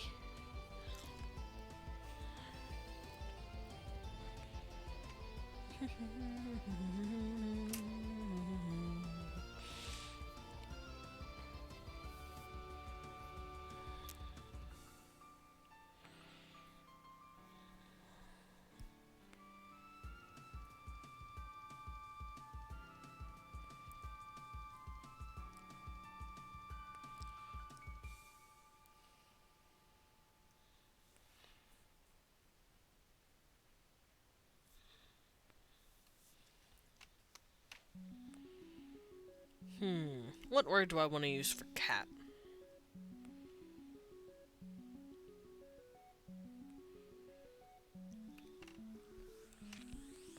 We can use truck.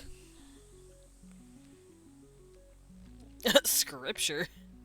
That's a hell of a noun. Alright, we're gonna use truck.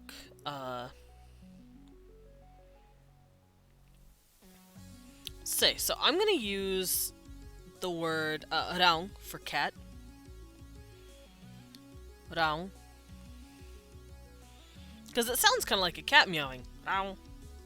And fun fact, there are a few languages that actually take the sounds of animals and use them for their names. I know, they Pokemon it for some reason. Ancient Egyptian is another good example of this. Their word for cat was mew. Mew. That's the word they used. Mew. It was literally spelled like M-I-W. Mew. And it's the cutest shit in the world. So I'm gonna have my word for cat, rang. Because it wants to... thought it was Mao. Oh, it is Mao. I think it is Mao. It's Mao or Mew. It's the kitty cat noise. Their ancient kitty cat noise. I know a couple of languages do that, but Ancient Egyptian's the closest for it. So I'm going to do that similarly. I'm going to use rang. Because my cat likes to go rang, and it kind of sounds like rang. So I'm going to use rang. For my kibby. Jacko back. Jacko back. Welcome home, master. I heard you want to get killed twice. Oh, wait. Would you rather... Ara. There you go.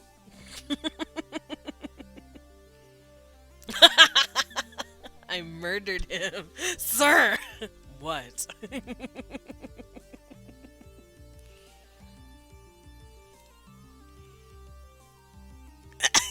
Welcome back, Ladyface. How you doing? I'm here picking on Jacko back.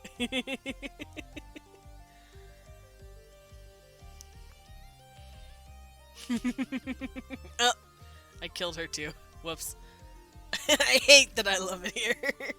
Alright, what do we use for truck? I used rang, so let's close that out. I like grioch. Let's use grioch. Grioch.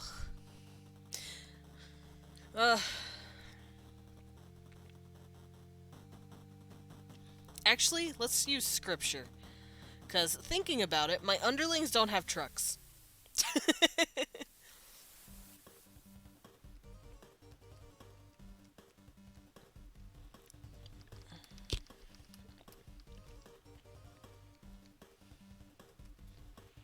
I just remembered. They do not have trucks.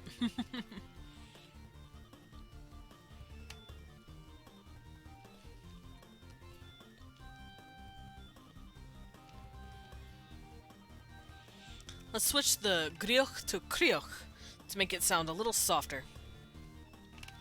So, using my article system that I set up, if I want to say the scripture, if I want to make the scripture sound like super important, I would say criochka. Criochka. It's super important. Maybe even criochkach. Maybe to like have a very polite way of saying it, but we're not going to get into all that right now. So prushka, stupka, raunka, kriochka. That is how to say the boy, the fence. Look at that cute emote. It is cute emote.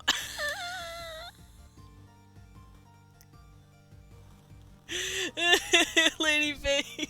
I love that emote so much. It's Medic. Dan actually drew that last night and just posted it on a whim for Medic, and Medic went, I love it, and used it. And there it is. It's the Dwayne The Rock Johnson, like, eyebrow raise. I thought it was the mega mind like staring into the camera going, "No bitches."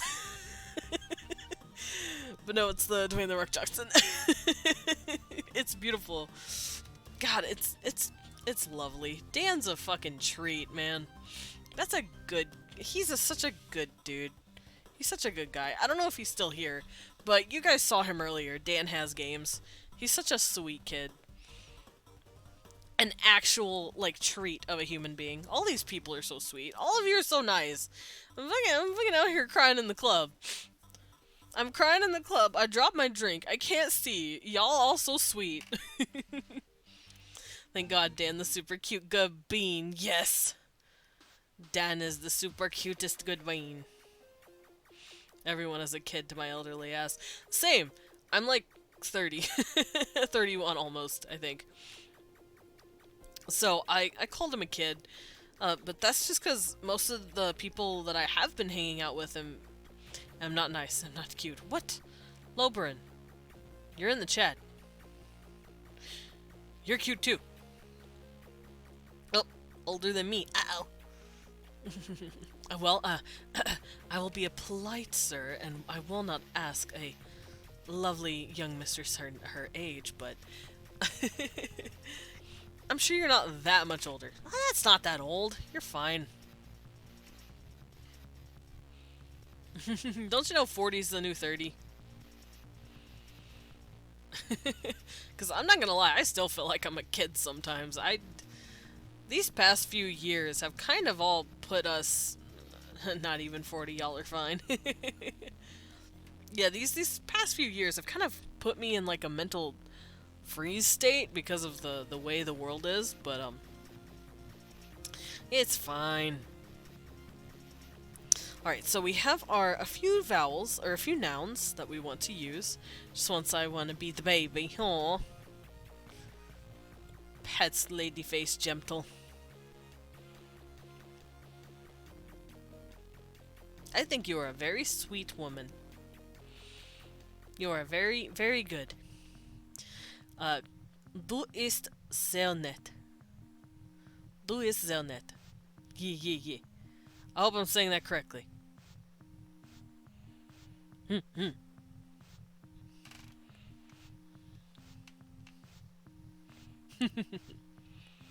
Alright, so we have... Poor Bat doesn't know me. I don't have to know you. You've been here long enough for me to know enough, which is... You're adorable.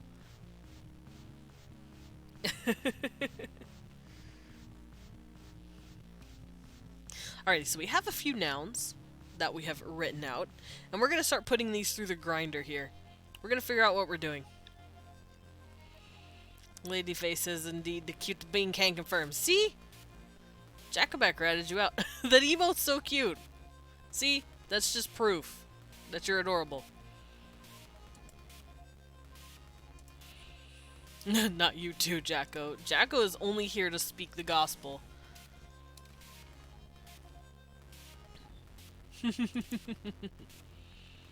You cannot escape it, Ladyface. Sorry. But yeah, okay, we have a few nouns. Let's put these through the grinder.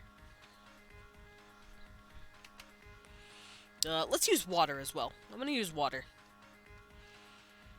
And I'll show you why in a bit.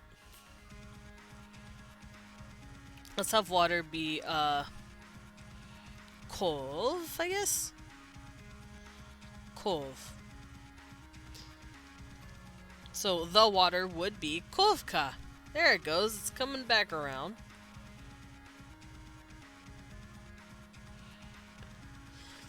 Raw frozen fish? Ma'am. I'm sure there's people for that. I'm sure people will still be into it. They're like, yes. Slap me, mommy.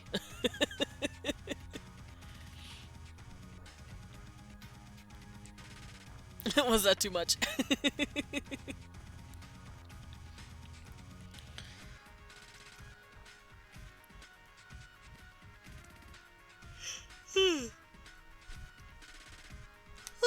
Alright, let's find some morphemes to put our nouns through. Let's beat them up.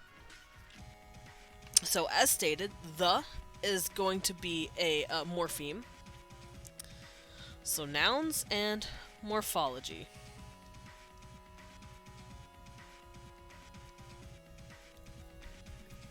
Mommy? Me? That's a good one. I'm too bratty to be a mommy, but I'll draw them. Lol. Nice. The fellow brats of the world unite.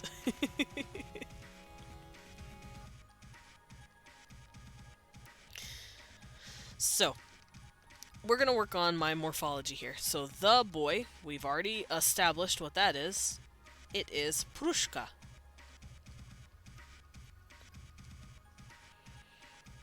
That ka is a the, but you'll never hear it like out of a sentence, kind of like how we do it. It's like you're never gonna hear someone go, okay, the and.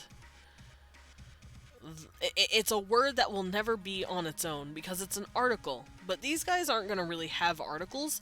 The is just going to be another attachment that you put to the noun, kind of like boys, or in this case, let's say fences.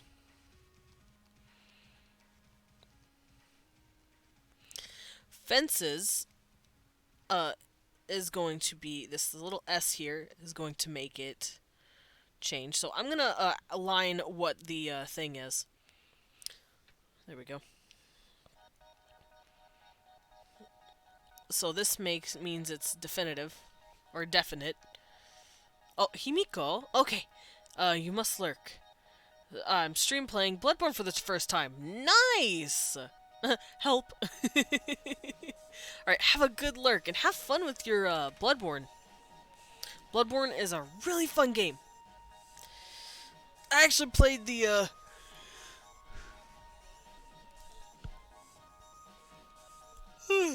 what was it called? The PSX version, I believe? It's when it's like someone made a demake of it. They like made a low poly version of the game and had like instead of like a big open world, you had like scene transitions. It was really cool. It really made me feel like I was playing a PS1 game. That game was fun. I want to play it again. I don't know when I'll play it again, but I do want to eventually. I want to pick it back up because that was a lot of fun. And it was just on a whim because Lost Ark did not want to work for me. And I was very sad. Alright, so the boy, that would mean it is definitive. That just means it's a definite article. Bloodborne PSX, I've been playing the hell out of that. Yeah, it's really fun! I've also been, well, I played it on stream, and I haven't touched it since. Because I want to figure out how to mess with the controls. The controls are very PS1 and PSX, but I'm used to just playing with my sticks, and my sticks are there, so it's like, where's my sticks? I can't use them. It makes me sad. I want to use my sticks. Let me use my Joy-Cons, goddammit. So I'm gonna figure out how to switch those, because apparently you can through Steam Controller. So once I figure that out, then I'll definitely be playing more of it, because it is really fun. We'll make a day of it on stream. But let's see, definitive? Can I spell? Definitive. That means it's no longer just some random boy, and it is the boy. It's that boy right there. Here comes that boy. Here comes the boy. You know, that. Fences. It is now a singular. It went from a singular, and now it's plural. Fence, one single thing. Fences. That's a lot of fences. So, how are we going to do this? Stoop. But what are we going to attach to it?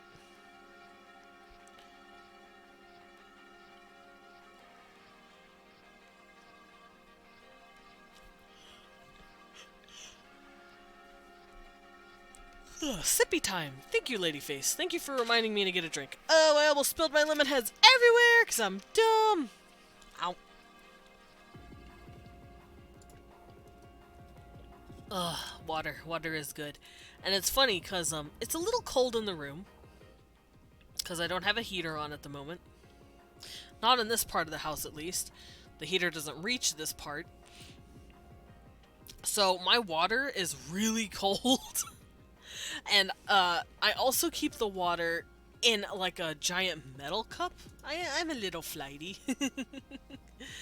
But I keep the water in like this really tough metal cup.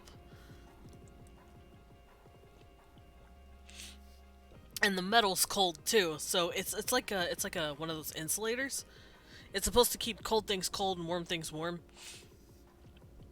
It's like multi-layered metal. It's a really cool cup, and it makes everything taste really good. Because it stays cold and it stays warm. It's so good. Alright. So yeah, my water is super cold and super fresh at all times. It is delicious. I also have a little straw poking out. We have like a cool... Yeah, the delicious metal taste. No, the water is delicious because it's fresh always because it's in a metal cup. I believe it is a stainless steel. And it has like a lid on it. And the lid pops open. But I have the lid open at the moment because I have a hard plastic straw in there. That's me messing with the ice, don't mind me. Oh, the music got loud again. Why did I do that? Let's turn that down just a bit. Water is ew? No, water is good. Water is delicious. No. I love my water. Sus. Medic, no, please. Medic. Don't think I'm sus, please. That fucking eyebrow. Dude, that emote is great. It makes me so happy. Medic is good, Bean. They deserve all the emotes. I've actually threatened to draw them like 5 emotes. They like to throw money at me and Leon, and I'm like, okay, get loved on. If you're gonna love on me, I'm gonna love on you back. And then I throw art at them because they're precious, sweet babies. Can't wait to turn them into a cheerleader. Me either. I am ready to see the cheerleader. Gimme cheerleader medic.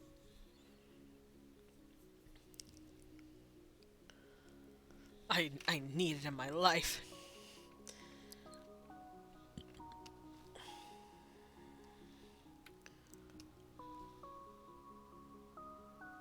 Alright, let's move this stuff here. So water is kov. And scripture is krioch. And cat is rang. So we'll have boy, the boy, fence, fences. So prushka, stup, the exhibit of medic art when. I don't know. Actually, how many pieces of medic have I drawn?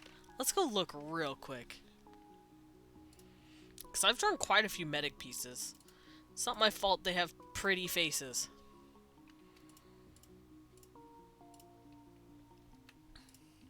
I believe this is all the art I've done of them. Boop.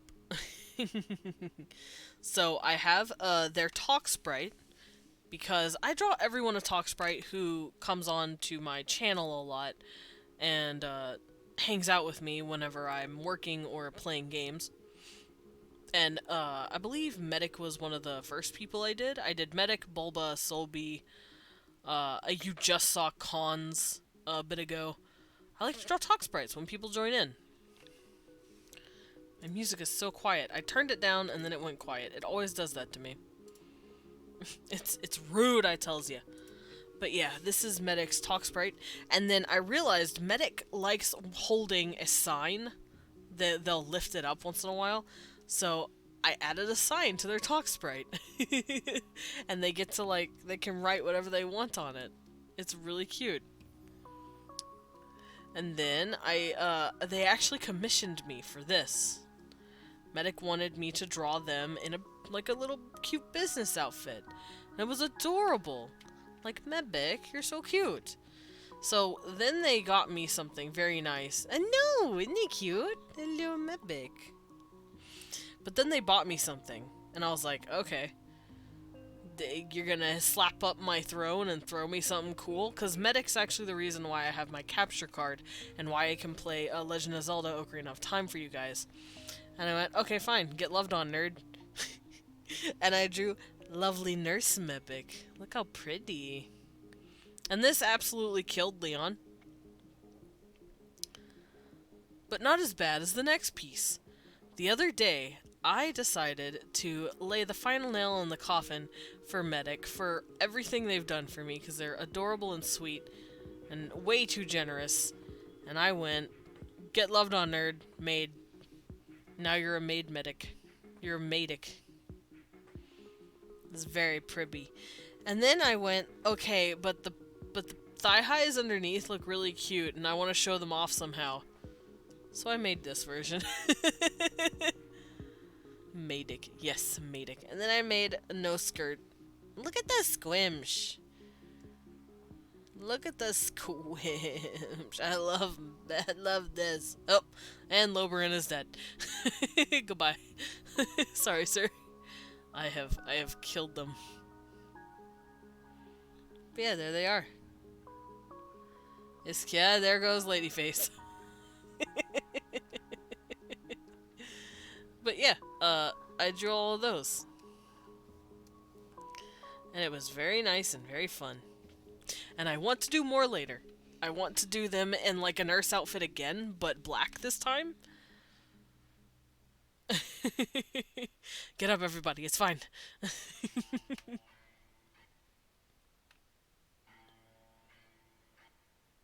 Yeah, music? You gonna do this to me? It'll figure itself out.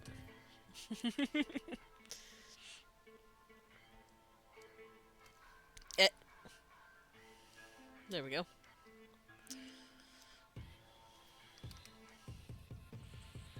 Let's do this so we can keep everything separated from each other.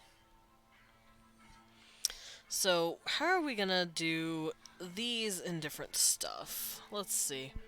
Medic in a cute onesie. Oh, that would be cute.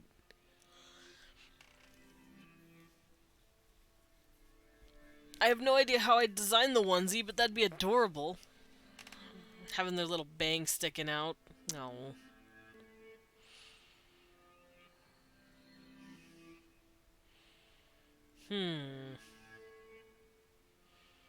It's more likely than you think. You're right, Jackoback. We're all just out here drawing Medbig in cute outfit. And we can't stop ourselves. Medbig too cute.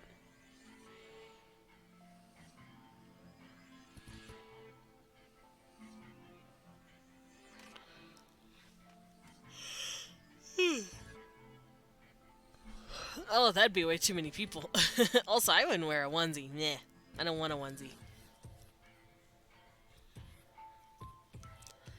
Let's see. Sorry, I'm just scrolling through the different way we can morphologies. I'm trying to figure out how to do all this stuff. Because I don't usually worry too much about morphology. But it does help to know what kind of stuff we're going to do to our nouns and our verbs and all that. Because we can just attach them like we have been.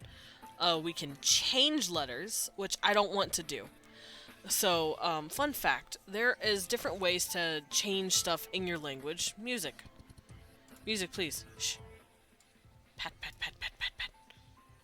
There we go.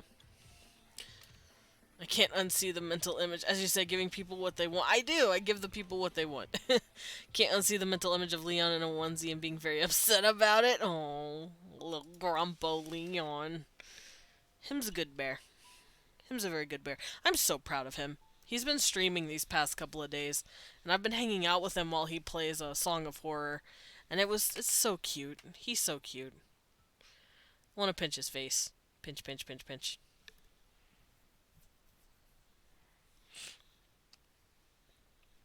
Alrighty, so yeah, how languages work typically is that you can have something called agglutination, or it's when you add morphemes to stuff, such as over here. Boy becomes boys, you glue on that S to the boy, you snatch it on and it becomes boys.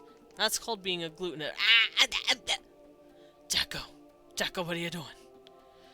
I just forgot I never did that. Oh, Jacko, you don't have to just throw bits at me because you're out of obligation. You don't gotta do that. I appreciate them very much, but you don't have to. Thank you. I'm gonna cry. It's not an obligation. Oh, I hope so. I don't want you to feel like you have to, okay? It's a desire to be on the board somewhere. Okay. You know what? You know what, buddy? You do you. The little face. The little cheeky face. Y'all are cheeky. Y'all are cheeky little beakies out here, I see.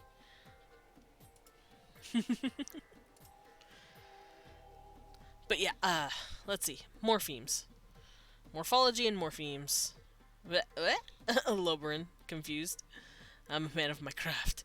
Cheeky? Us? Never. I don't know. You guys seem kind of cheeky.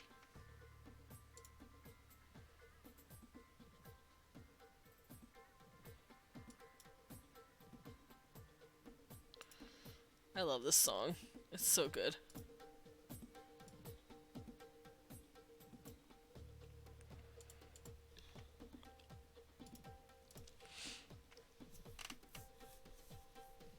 Alrighty, so I think I'm gonna have everything attach. I don't really feel like having anything crazy. And by what I mean by that is, in the English language, as I said, boy can become boys, and that will attach a letter to something to change this word's meaning. It's no longer single, it is now plural.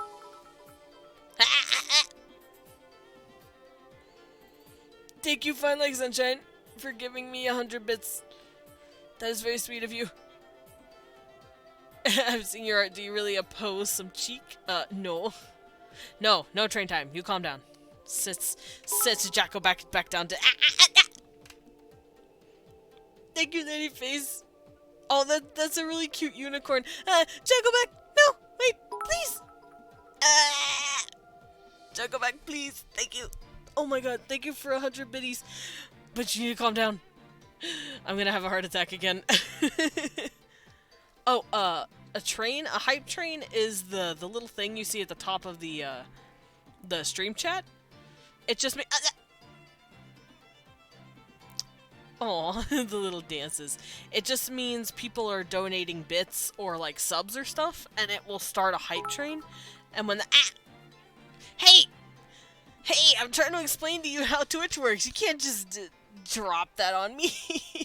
Well, I know Fine Like Sunshine's a little new to Twitch, so they don't really know how some of the aspects work. And a hype train is just a little thing you can, like, get going. And when it's done, it will give you, like, special emotes. It's pretty cool. I've done it quite a few times on Khan's channel. Because it's fun. I see no train, you're imagining it. No, shh, listen. I also don't see a train. It's not there, guys. Don't pay attention to it. Hi, Loberin. Yeah, like that. That's a special little emote that you get from the train. And it's really fun when you're on the, like, giving side of it. But then, when you're on the receiving end, it gives you a heart attack! No!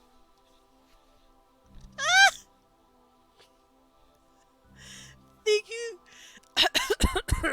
Thank you, Fine Like Sunshine, for gifting 3 subs to Miss Layani. Blue got a subscription. Nice to Blue VTuber and Violet Inari. Thank you. I shouldn't have explained. Okay, we're done. We're good. We're level 2. We did it. It's fine. It's a way to make donating and supporting a stream monetarily more fun, and it rewards you with special email. Oh, hiccups. They're typically triggered by 3 separate people giving 100 bits or a sub. Yeah, basically. They explained it pretty well. No, it's not cute. Fine, I won't be flustered. I refuse to be flustered. I'm gonna hold my breath.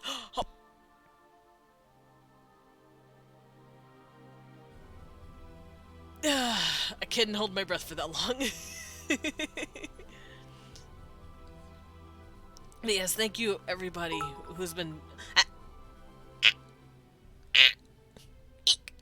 I will eek at you indignantly. Eek. Jax! Jax! Aw, thank you. Thank you for the sippy time and the snackies. Ow. I will make myself pass out.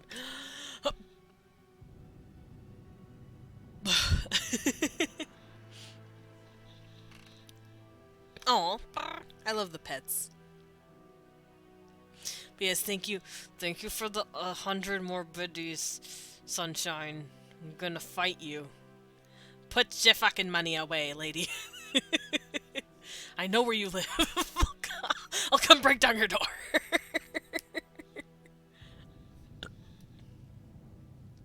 Oopsies. Okay, so...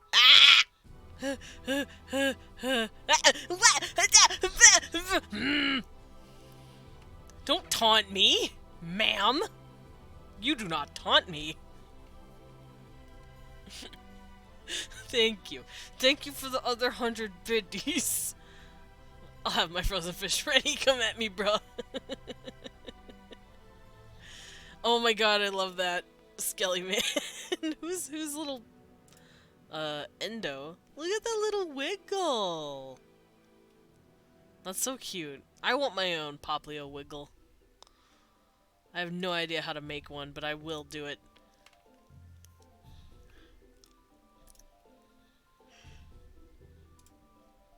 We do not encourage bullying in this house. Not me. Don't bully me. Oopsies. Do not bully the bat. The bat has done nothing to deserve the bullying. Plens. Oh, look at the little wiggles. Ah! Thank you for the 100 bits, Sunshine. I'm gonna... You're gonna be near me soon. I'm gonna hunt you down. I'm gonna squish your face. No, I said don't bully the bat. I said don't bully the bat. Please. Agglutinative. Agglutinative. There we go. Agglutinative. That is a morphology thing. It's something that a language can do by adding pieces to a word like this. And it changes what it is. I did it. No, Jacko. No, do not. No. Thank you for the 15-bit. Thank you for chucking a dime and a quarter at me, or not a dime and a quarter. What is it? A dime and a nickel, just thumping it off my head, bullying me. Thank you, but it's fun. No, it's not fun. Thank you, Skelly Man. I love the fire hands with an emote in the middle. It just makes it funny. I think the gremlin would work better, though, instead of the yawn. It just looks like I'm charging my laser. Ah, that! Oh, okay. I can take a few gay pennies, that's fine. Okay.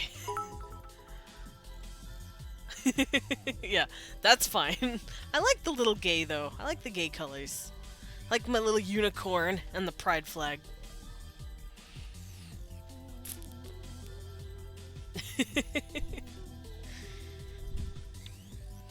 I got a bundle. Yeah.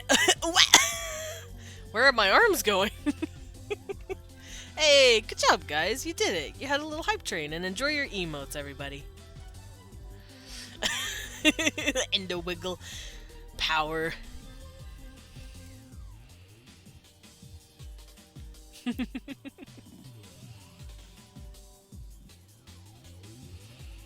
Yeah, enjoy your emotes, everybody. Y'all are all adorable and sweet.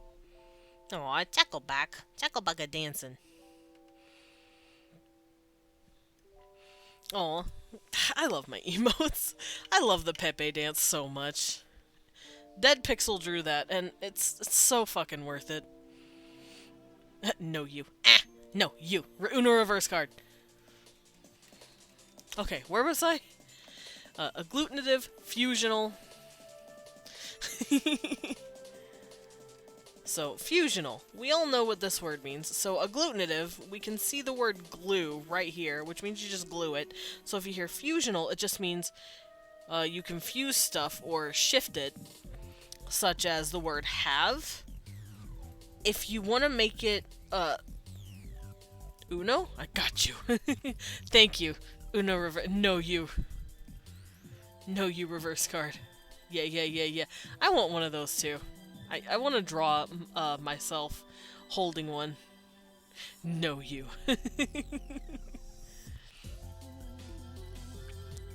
Oh, I know. A really good medic emote would be medic holding a little sign saying y'all cute or something. I think that'd be really cute. I want to draw medic emotes one day. Maybe we'll do that later. We'll draw medic some emotes. Because they deserve them. And they've done way too much for me and have been way too sweet. All these emotes are so cute.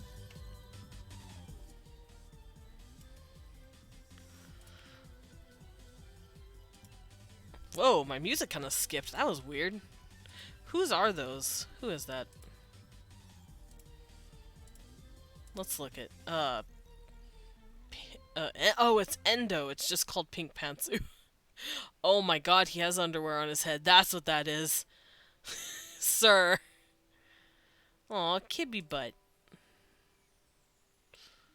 All these emotes are so cute. Meh. Gengar. Meh.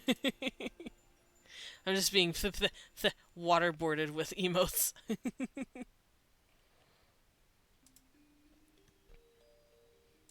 I know I have these. The heart is technically cut in half, but it's fine. And this one's my favorite. This will always be my favorite. Oh, that's cool looking. The little wiggle boy. Alrighty. So, fusional languages are where you change the word, a part of a word, like have to had. I don't want to do that for my language. I want to mostly go agglutinative. I want to add pieces and parts to my words. Now we're just talking in emotes to each other. Angel Pantsu. There's also something called isolating. And this is usually what Chinese is like. Isolating. And I might use a bit of this as well. It's when you take a word like, let's say, I have, and then you say, I will have. I add this word within it to change the meaning of the sentence, which is just how language works in general. Oh, the pets, the yawns, and the vibrations, and the octopus, and the Illuminati. Was that chicken? Is that a whole-ass chicken with someone's head on it? Hold up, what is this emote? Just pasted.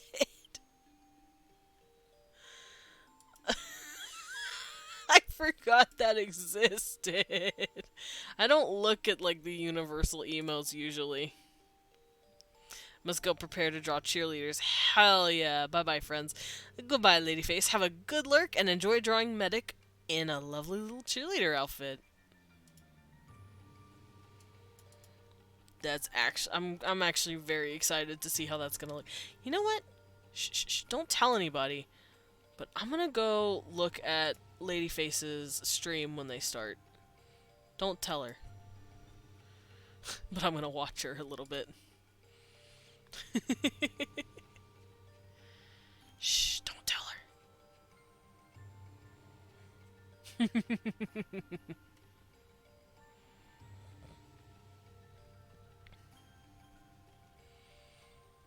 Alright, let's pull this up. Alright, isolating. I got that down. That's when you just drop in words. And like I said, Chinese does this. And then polysynthetic.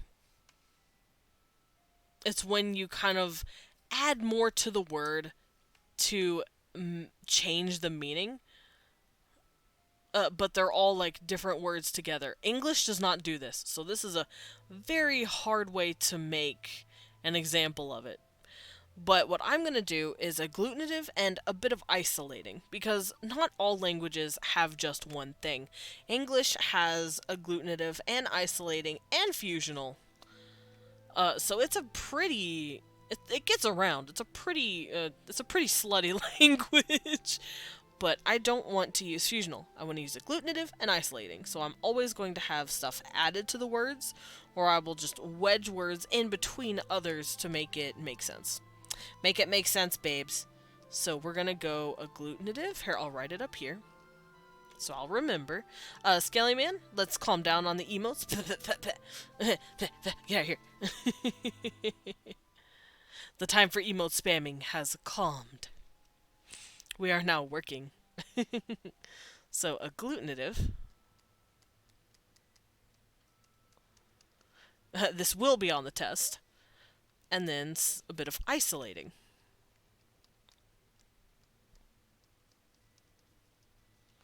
Did I seriously... Did I seriously just hear the sentence, "It's a slutty language"? I wasn't paying full attention. English is a slutty language has been added as a phrase in my vocabulary. Yes, you heard correctly, K9. I did say English is a slutty language, and you're right, Jackoback. It is something that should be in your vocabulary forever, because it is. English got around, and just like it stole most of the world's spices, it also stole most of the world's kooky little shenanigans when it comes to words and language. It's done some shit. But yeah, English is a little slut like that, and it'll have like every single way morphemes work. Alright, so in order to have... not in order to, but since I've chosen agglutinative and isolating stuff, I want to be able to glue agglutinative symbols to, or letters to my words, and then I want isolating, where I just slide more words in and just kind of slot them there. I'm not going to do fusional, because that's dumb, and it makes my brain hurt. Even though English does that, it's still dumb, and I don't want to make other people have to do it.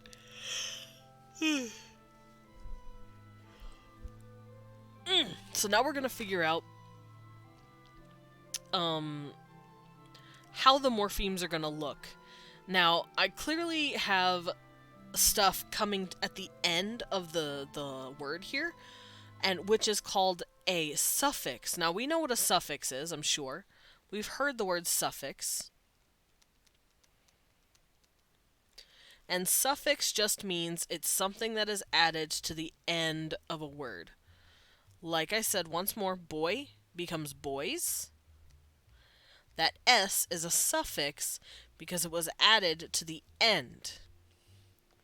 We also have something called a prefix, which is the opposite of a suffix. It's when you add something to the beginning. So let's say we're routing something and then we reroute it. That reroute is a prefix, and it changes the word. There's also an infix, but English doesn't really have this that I can tell. Actually, we kind of do, but it's only in slang. Infixes are when you attach it to the middle of a word. So, like, as funny as it sounds, You know how Snoop Dogg says stuff like how he does his Izzle stuff? Abso-fucking-lutely. Yeah, that works. The fucking, in this case, would be the infix. That's an infix. You fix it in the middle. It works. Thank you. Thank you, Krasmikata. You know what? We're using that. Thank you. Let's scoot this out the way. So, absolutely. Absol. The Pokemon. If I could spell absolutely. And then it goes fucking-lutely.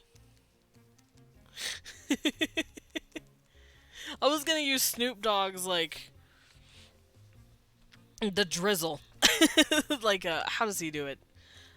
Like, his house? House to his house?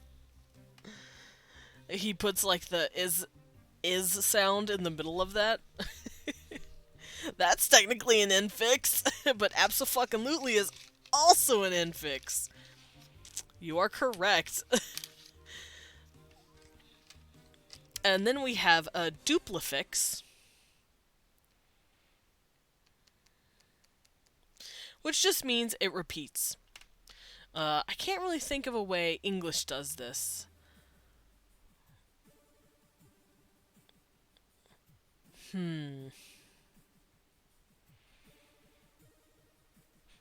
Let's say pat becomes pat, like you pat something down. I don't know. English doesn't have a really good example of this because we don't use it. But there are languages that go through duplifixes. For example, there is a language. What language is that? Hold on. Let me look up the words real quick, because there's a language that does this, and I have to remember what it is.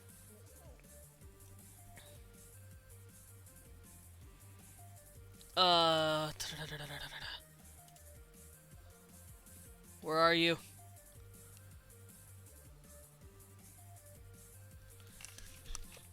Oh. My stuff's moving. No. There we go.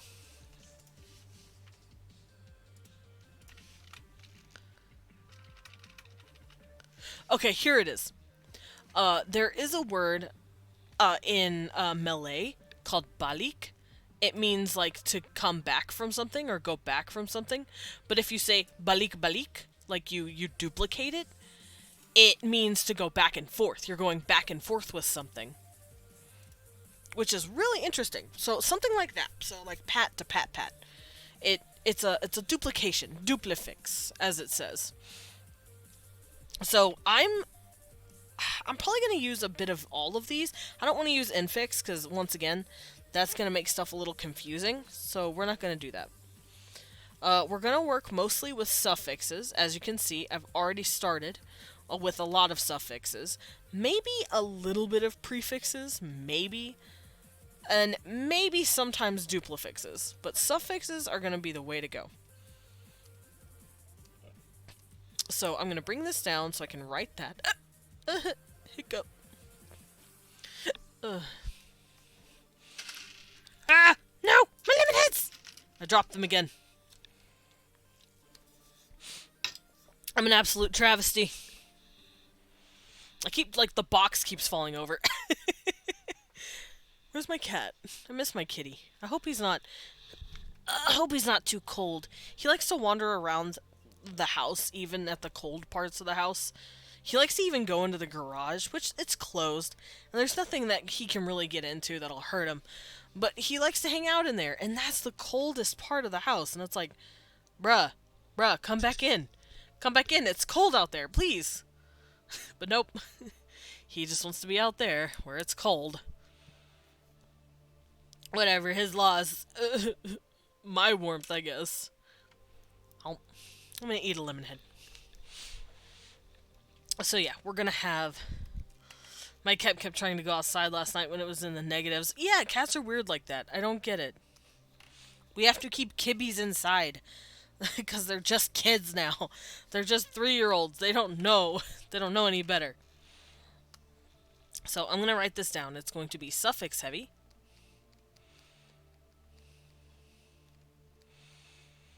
And I'm going to use a bit of prefixes.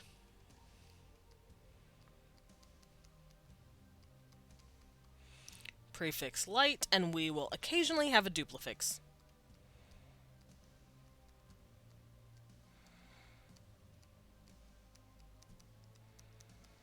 So we will always be able to do this kind of stuff where it's like boy to boys, sometimes route to reroute, and sometimes pat-pats. But mostly we're just going to be putting stuff at the end, like prushka. Because I really like that. That sounds very nice. And there we go. We have our morphology rules locked and loaded.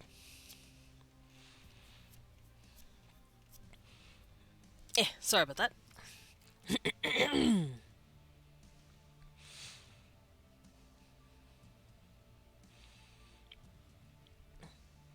Alright, so now we're going to look at noun cases since we have the nouns here, and we're going to start adding in these morphology or morphemes based on what we want to do. Now, cases are this, basically. Casing is when you categorize a noun in different ways. The boy makes the noun boy become a definitive case. Fence to fences makes the fence, this fence to fences words makes it plural case. But there are more than those cases. English does not have this, but quite a few do. I don't believe Japanese does either. But I know Latin does. Latin can have this language change, as well as it's I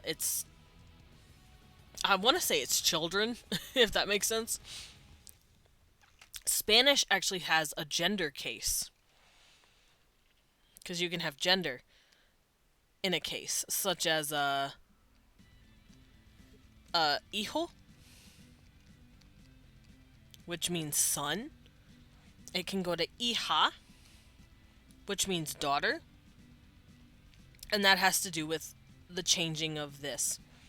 You're using the morpheme of o and a underneath to change the case.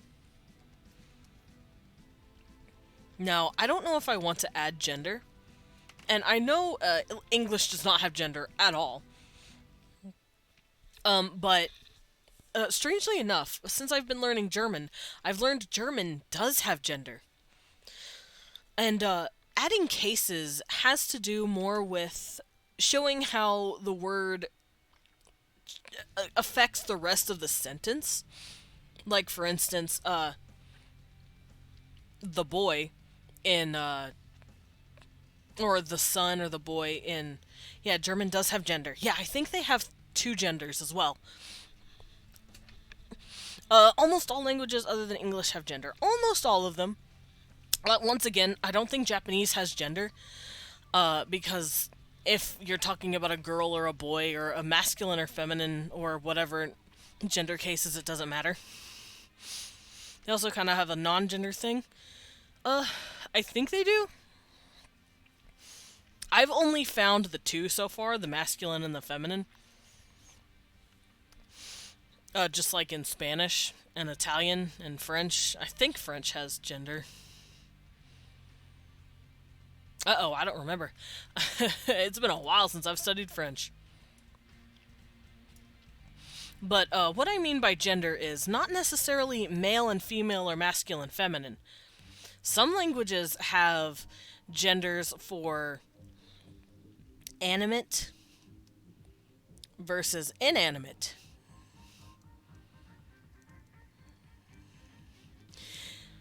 Because gender doesn't have anything to do with, like, people's pronouns and people's identities in terms of language. Gender just means how is the noun going to affect the rest of the sentence?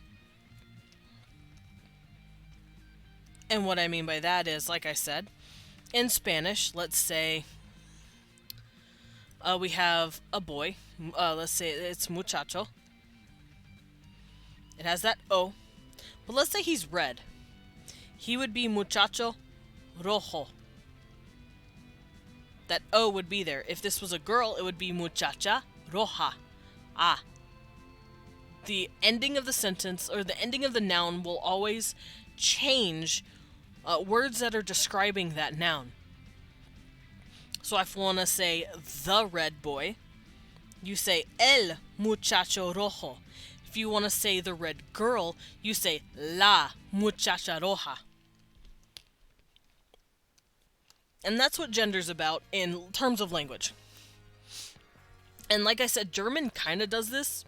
Not as harshly as Spanish does with its last names or its last letters. But I've realized, like, if I want to say mein Bruder, my brother, it's different from meine Schwester. Meine Schwester, my sister. That E denotes that this is feminine.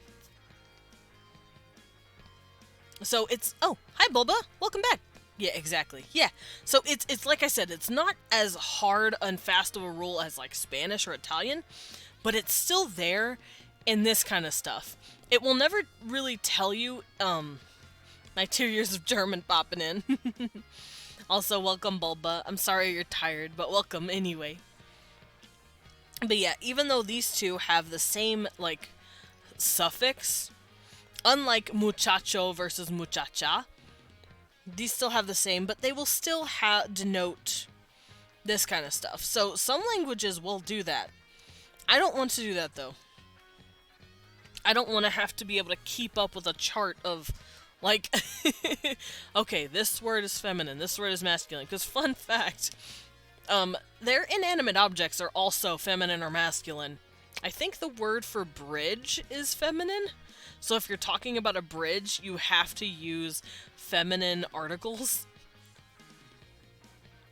Like if you said my bridge, you'd want to say like meine instead of mine. It's really interesting. So you have to be conscious of that, even if the actual noun doesn't tell you it's feminine or masculine based on the suffixes on it. So I'm not going to worry about that.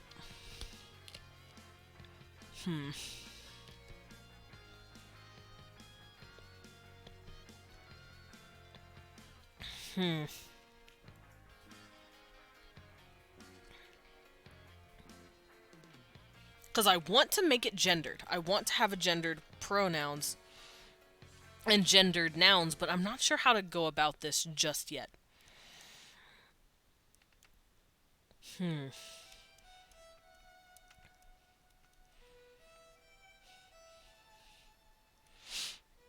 if I do go gendered, it's definitely going to be 3 genders, at least. It's probably going to be masculine, feminine, neutral. So, I would have masculine, feminine, neutral genders, and then... Because their genders, their actual people genders, expand 3. We have a binary, quote-unquote, that's accepted mostly by, I don't know, the last couple hundred years of Western takeover. Our culture has, quote-unquote, a binary, which is why people who are third-gendered are called non-binary. But we consider it, in our silly, weird, limited shit, a binary system. They would consider it a triad. They have a female, a male, and a you-male. These are not non-gendered. They are a third gender. They're literally just another gender. And it's not that they're not male or not female, they're just another gender. I know a lot of our cultures do that too. But for them it's especially different because it's not just the whole trans masculine, trans feminine thing. It's just straight up their own thing. Someone, like, say if you're a male, you're born male, and then you go, I don't feel female or male. You can go, I feel you male. And then you just start dressing and taking on the gender roles of a you male. Done. So they're definitely going to have 3 genders. Masculine, feminine, and neutral. Or third gender. And then maybe inanimate. So masculine, feminine, neutral, and inanimate. That way, kind of like how we go he, she, they, it. He versus she versus they versus it. Because it is technically what we use for inanimacy. So I'm thinking they would do something more with that. So yeah, I'm gonna make it gendered. I'm gonna give them a gendered case. So a cat would be a rang. Now we can see that I've kind of been adding nothing but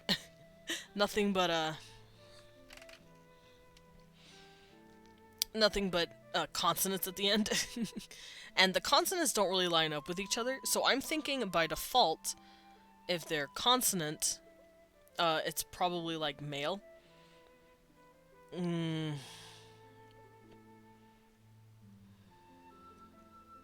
Actually, no, it might be female. Hold on now. Prush. Prush could be female. So instead of the boy, what if Prush is girl?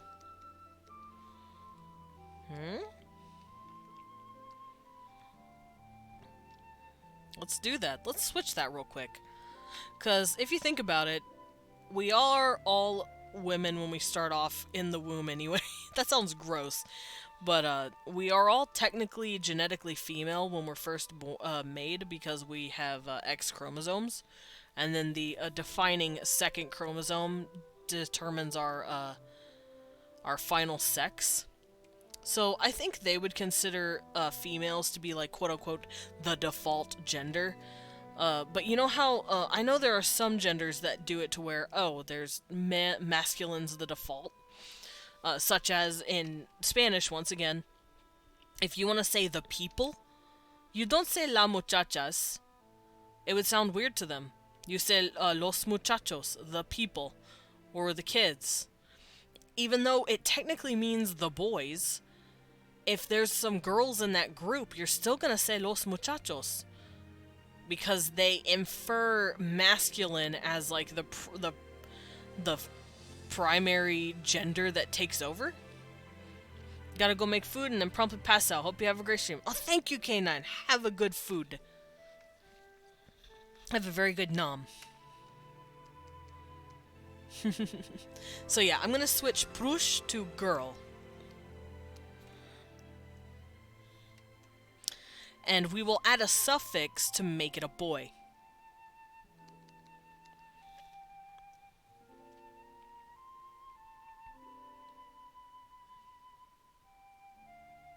Or should we have it neutral? Like, Prush could just mean child. Maybe? Have neutral be the... Okay. I have an idea. Yeah. Hold on, give me a second. I wrote Prush twice. What is wrong with me? Okay. Hear me out. So, their third gender here is typically saved for religious positions. So the gender roles for these guys typically is as follows. Women are usually in positions of like authority or household management. They're also taller. Men are seen more as like the smaller people. We'll figure out all of their gender roles later, but I do know I want you male hell yeah, this music. I do want the you males' gender roles to be religious. They're spiritual beings. So I think that has to do with their god. They do have one god. They are a monotheistic religion. We covered all of this a few weeks ago when I was going through their culture. I haven't covered all of their religion yet, just a couple of tidbits here and there. But this is when all of this stuff starts to cross-section here.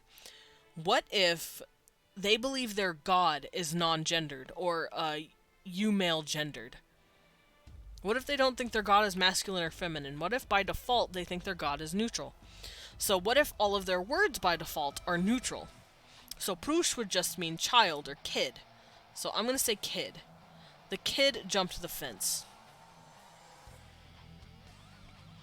So prush stup swich, the kid. So instead of girl, it would be kid or child.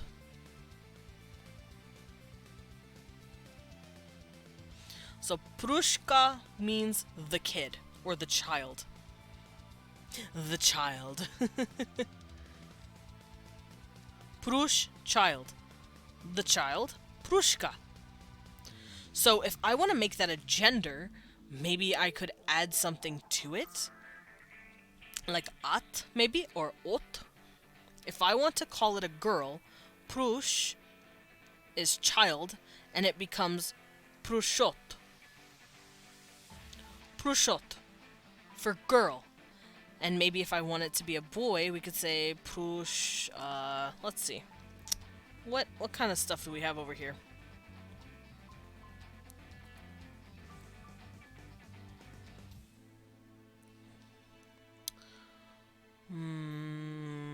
Prushaf, maybe? Prushaf, like that. So prush, prushot, and prushaf would be a girl, boy. So the cat, rang, they would consider cats to be alive. They wouldn't put it in an animacy. So they would, if they want to say a boy cat, let's say cat in a boy sense, maybe? Like this. It's a boy cat. They would say rangaf. Rangaf. I like that. So prushot and prushaf. So rangaf or rangat if it's a female cat.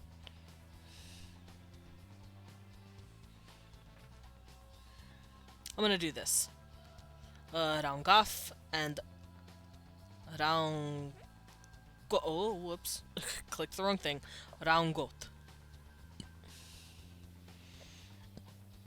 And rang is just the gender neutral term. I think that'll work. I still haven't come up with a plural case, but this would work really well for if I want to say the female cat, I would say rangotka. If I want to say the girl cat, you can write rang to rangot because girl cat, and then ka. Rangotka. And there we go. There's the word. Rangotka. Girl cat.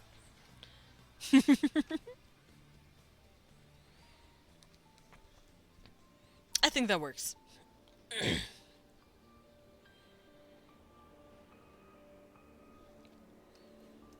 I still have no idea how I'm going to do plurals. Maybe something simple.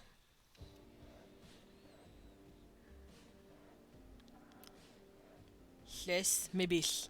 Sh and ish. Or sh and ish. Or ish. I haven't really seen... maybe an L. So a step, stup. Stup L. Maybe? Step L. Like you add an EL to make it fences. And if it ends with a vowel, maybe it'll just be L. So like, well, most of the time it won't end with an E. Uh, but if I want to say the fences, I would say, if I could write it, I would say stup el ka.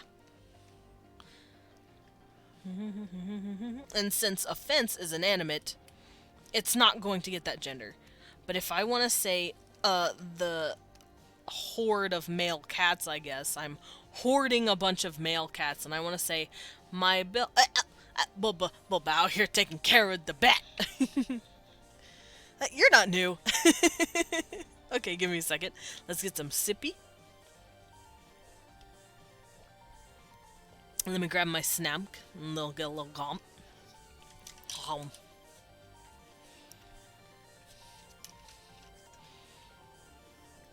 Stretch my wings. Ugh. Oh, uncrunchy bat now. I am uncrunchy. And for those who are new, Bulba, I guess you're new now. Welcome everybody. Hello, I am Desmond Dracula, a vampire bat butler. I also called a battler. I go by he, him pronouns, and I love to draw art as well as world build on Wednesdays. I also play a variety of games from RPGs to roguelikes. Today it's Wednesday, so we're world building. We're working on a conlang, and I have a kibby. I have a kibby coming in and waving at me and eating lunch. I'm gonna go lie down since I'm done with my work for the day and got no sleep last night. Have a good rest, stream. Alright, have a good rest. And take an ara with you.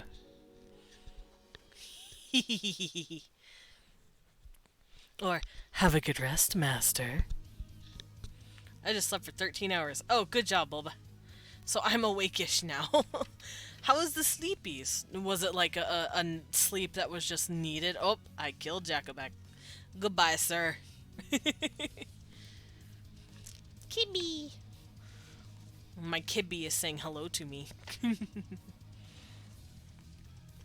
But yeah, let's see. If they want to say, if I want to say my horde of male cats that I'm keeping, because I'm a crazy cat guy, was sleeping, so I could try and spend time with someone. Oh, everything okay? Let's see. My group of male cats.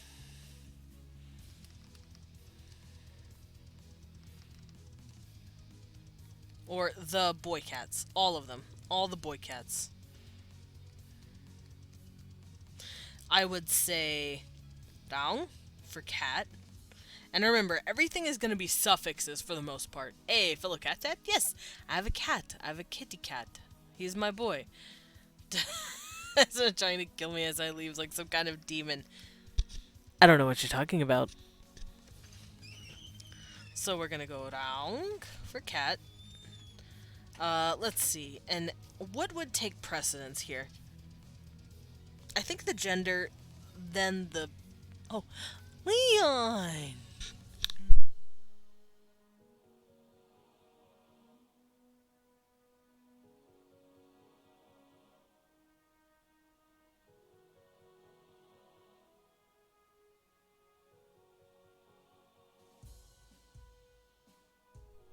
Leon came in to drop in on me. He said it's flex day, and I told him to flex for me. Yeah, Leon. He got off early today, because it's flex day, which means school is half a day. Not half a day, but like 2 hours. Well, kind of a day. Kind of half a day. 2/3 a day? Kippy! He's been ornery and he's been missing you. Oh, kisses! Smoomch. Smoomch for Kibby. But yeah, I'm gonna go... We're gonna add gender first, I think. This is how they're gonna add the cases.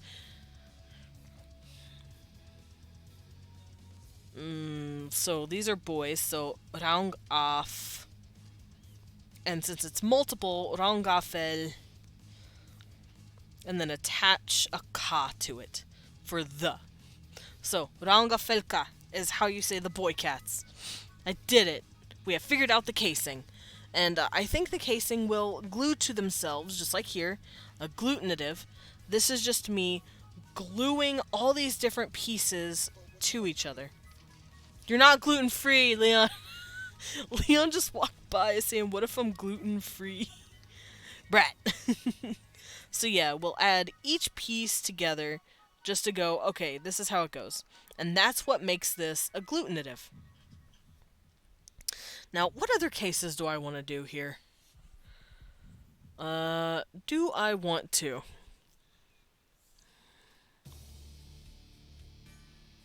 Also, I'm going to write up here our genders that we have so far. We have masculine, feminine, neither, or neutral, or third. Actually, I'm going to put E for you male. And then they have neutral, or inanimate.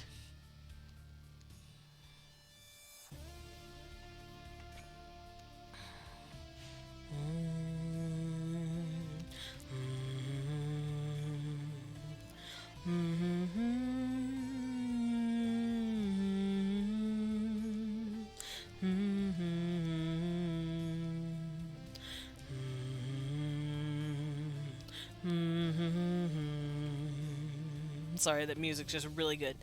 So, masculine, feminine, neutral, and then inanimate.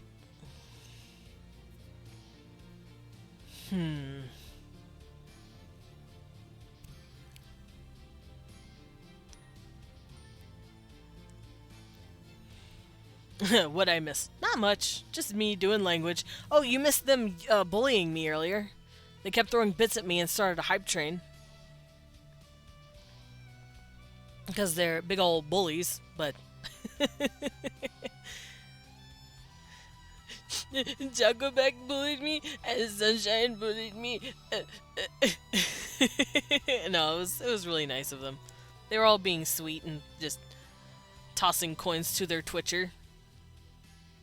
It's because they love my face, I guess. But I got bullied lovingly. I got affectionately bullied. Okay, so how am I gonna do this? I just realized I painted myself into a corner here. Because I want 4 genders, technically, and I want one to be inanimate and one to be, third gendered for these guys.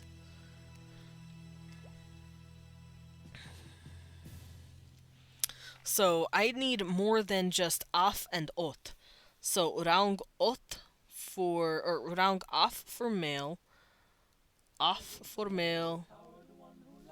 Who lacks a manly spark? That just to test a man afraid to go home in the dark. Sorry. So af.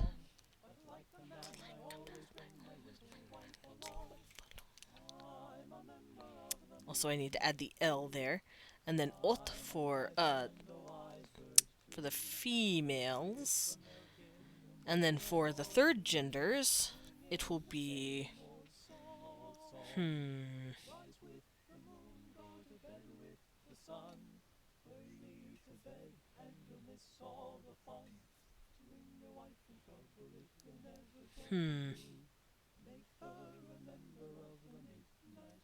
There won't be one for that. And I think an animacy is just gonna be for pronouns and certain items. Okay, that's how I do it.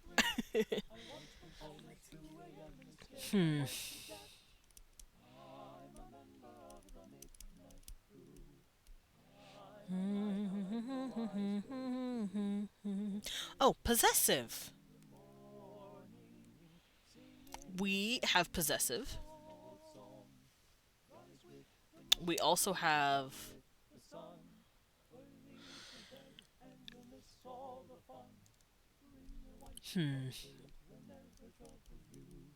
Sorry, I'm just going over the cases that we can do. Because there's a lot. I've done my definitive case, my plural case, and my gender case, which are called completely different things. In the actual language terminology, hey, little Kibby, what are you doing? Go see Dad. Hey, hey, oh my God, Cecil, fuck off ye. Cecil! Come here, you. Go on. Go on, Kibby. He was literally twirling around in my desk, like, not letting me work. Oh, throw a fit all you want. He's angry at Leon, I guess, because Leon left all day. Okay, so let us go look at all of the cases. I'm just gonna Google noun casing. That'll help. Shh, I'm gonna sneak into Queer Lady's stream. Don't worry about it. Bratto Cato is correcto.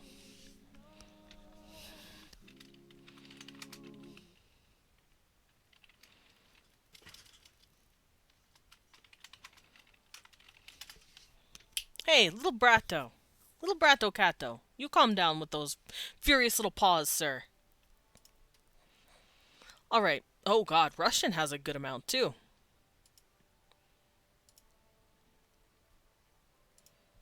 Hey, little paws.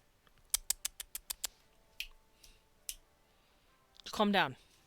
I keep snapping at him.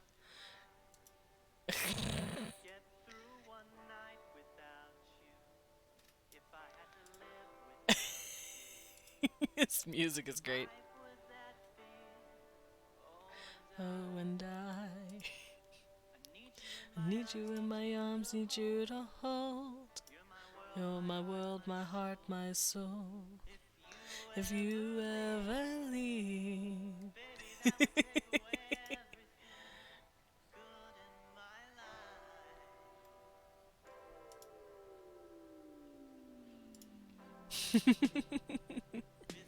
Without you.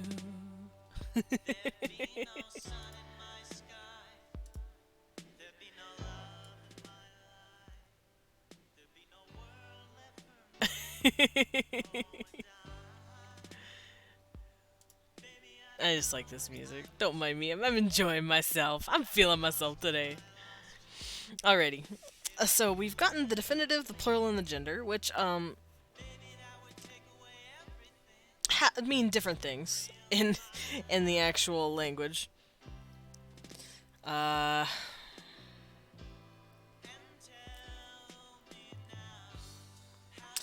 We also need to do possessives. So possessive,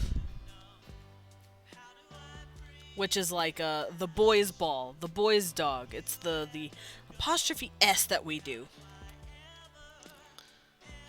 Ever survive? There it is. Ah. Just the way they sing the song is beautiful. It's fucking funny. Is there a chart that shows me all of the noun cases? Let's go looky. Let's go look at all the noun cases. Because there is a lot. Like I said, English has a few, but they ain't got nothing on some of these languages. I think English has 3. We do not have the gender case, which I believe... I don't know what it's called. I cannot remember exactly. Alright, calm down. How do I live?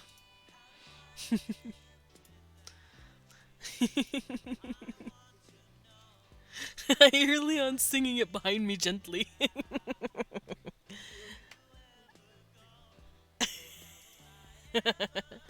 But yeah, English has 3. Subject, object, and possessive, or subjective, objective, or possessive. They're also called nominative, which is the subject. Aw, Kato Liu. A cute pillow boy. But yeah, we have nominative, which is the subject, or subjective, whatever. That is mostly seen in pronouns, though, in English. You know how we say I versus me? I goes at the beginning of a sentence, while me goes at the end of a sentence. I is the nominative case for our pronoun, and me is the accusative case, or the object of the sentence.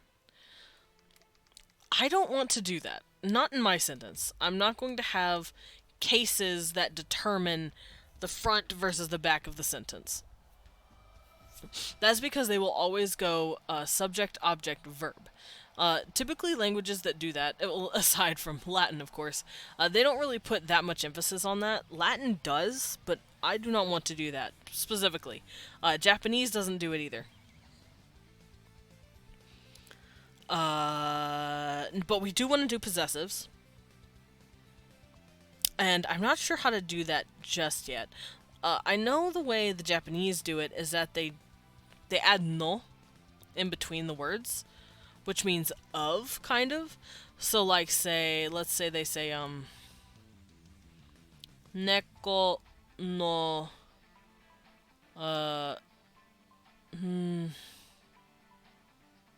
neko no obi. The cat's belt.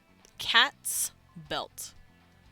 Cat's belt. But it could just also mean the belt of the cat. So that's how they do it. Oh, sip your time and stretch wings again. Oh, okay. I will take water.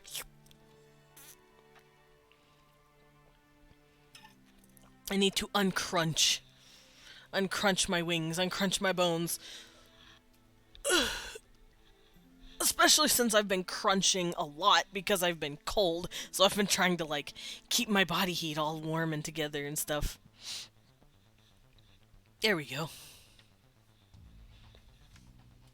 The music's kind of quiet, though. Let's turn it back up.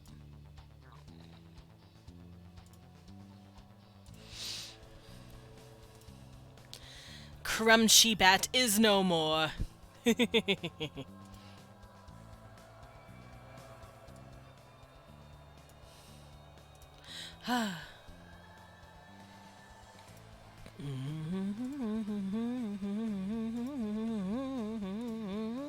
Sorry, song is beautiful.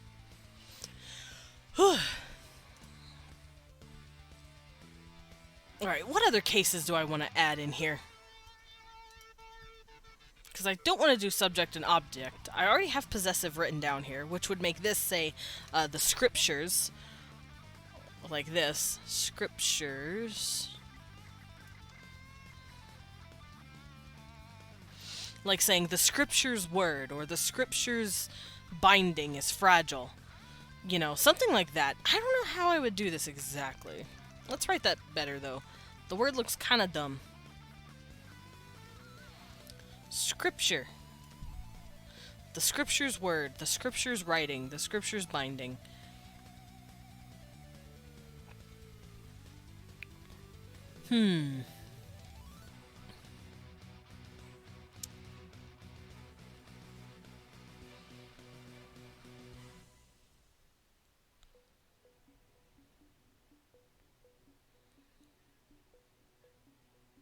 We'll figure out how to write that later. I'm not going to worry about it right this second.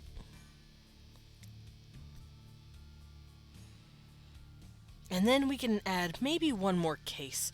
Now, water in English, fun fact, is a collective noun, which means that it is a word that seems singular, but it means a huge variety of something.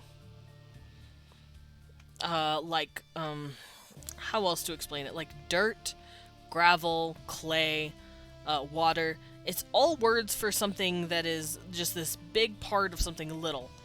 Because if you say I have a droplet of water or an ocean of water, it doesn't matter how much water you have, it's all still called water. You don't say waters, not typically, unless you mean multiple things of something, or you're trying to be fanciful with your words. I have a cup of water versus I have a lake of water is still going to always say water. So that makes it a collective.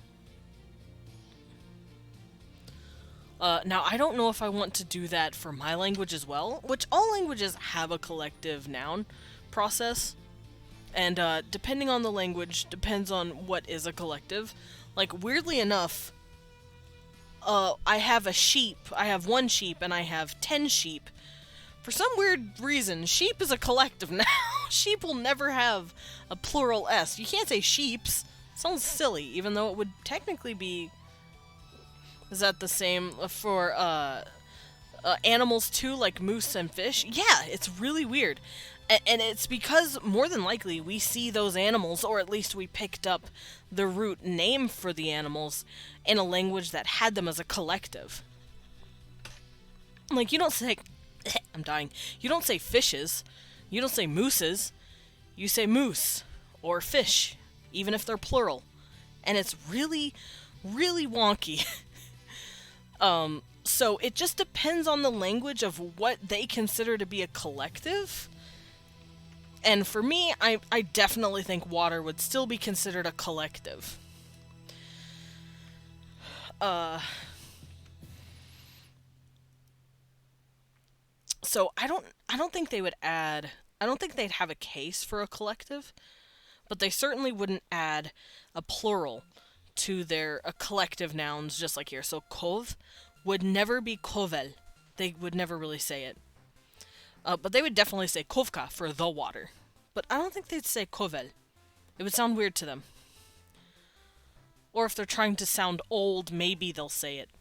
Like, kind of like how we say ye old shop, just to kind of tee-hee, or thou art, if we're trying to sound like super like old-fashioned and like medieval.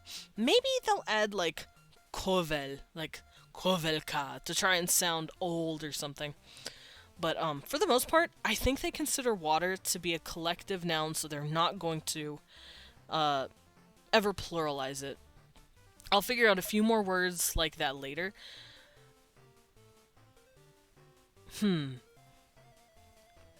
But we'll figure it out. We'll figure it all out. But I want to add one more case, because Latin has 6 cases, I believe. It has nominative, which is you do the subject, I versus me, and you do the objective, which is the 2 cases. They have possessive, and then they have gendered, I believe. And then they have something that's like exclamative, where you punctuate something, like saying the god versus oh god. It's like a exclamation of something. It's really interesting and weird. But they do that. I wish I could find all grammatical cases. These are really hard. But I might use some of these for pronouns, but most of it I'm not gonna worry about. Let's see. Nominative. Da-da-da-da-da.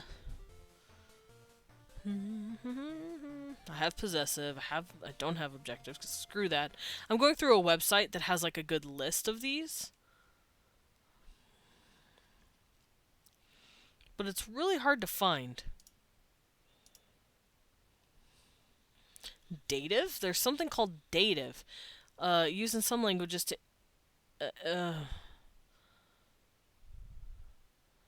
The dative marks what would be considered the indirect object. Oh!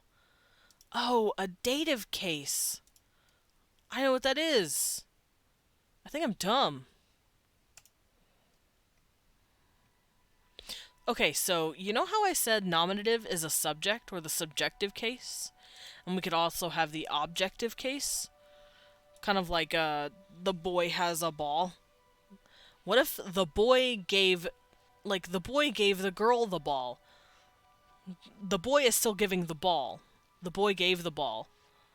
But the boy gave the girl. The girl would become the indirect object.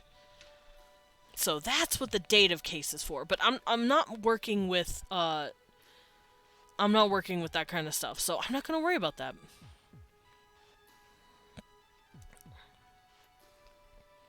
God, why? Icelandic has a lot of cases too. Oh, I see. Okay. So there is something that languages can also do, where they have different words for different cases where they overlap one another. But I am also not going to do that, because that looks a little... It's not complicated, but it looks... Hold on, I have to show you this. Okay. So I'm looking at this. This is like all the different cases you can do. But I was looking through these. Where is it? I saw it a minute ago. Here it is.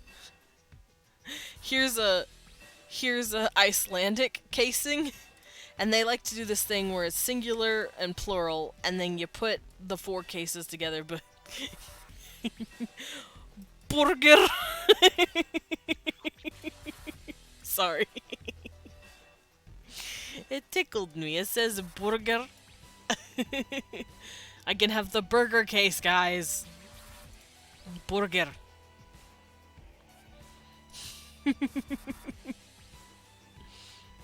I thought that was funny.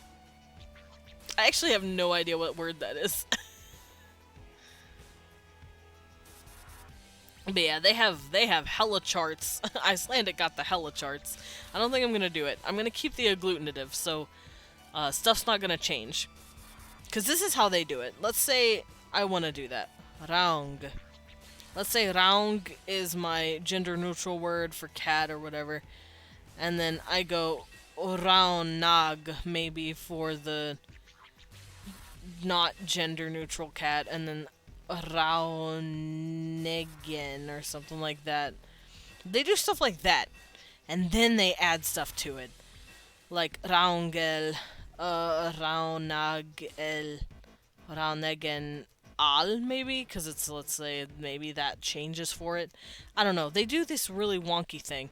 I'm not going to change stuff, though, because remember, I'm not doing fusional.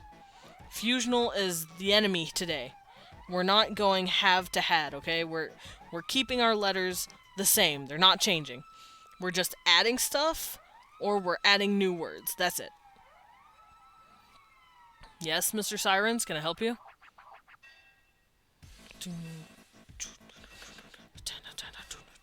Sorry about that. This music is pumping.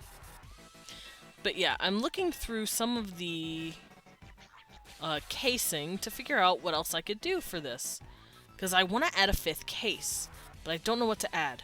Because I don't want nominative, and I don't want the subjective one. Oh, vocative? Vocative? I think vocative is what it's called. It's when you're vocal about something. It's when you're addressing something specifically. Maybe I'll do that. Maybe we'll have a vocative case. Vocative.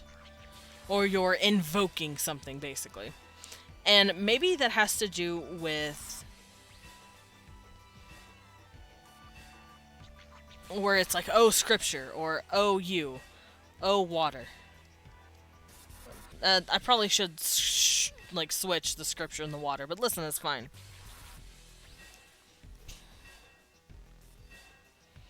So, cove. How would they yell at the? How will they yell at the water?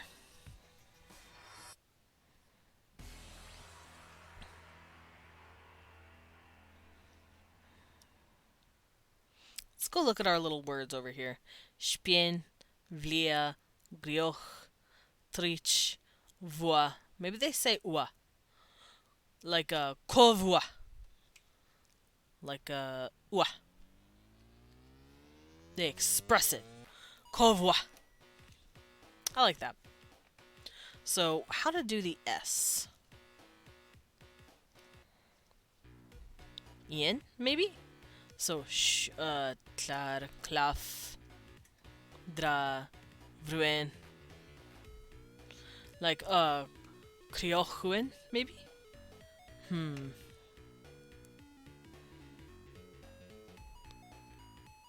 Let's go look at our letters to work with real quick, because we do have a lot of symbols. Now, remember, all of these are going to be coda.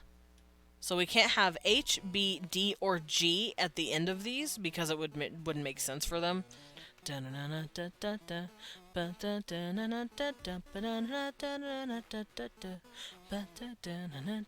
Sorry about that.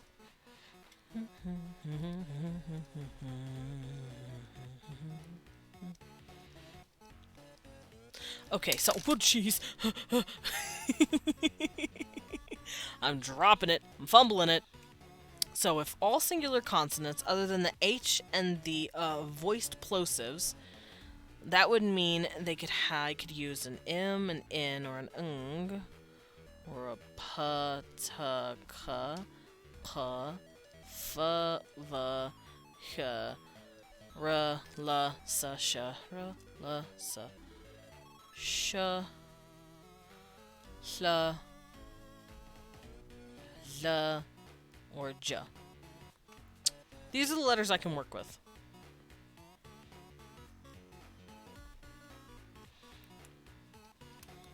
Oh. I accidentally ripped my tools out of the spot. Uh-oh. There we go. I meant to do this. Whoopsies. Okay. So I want each ending to look like they matter a little bit here. So I do have ka.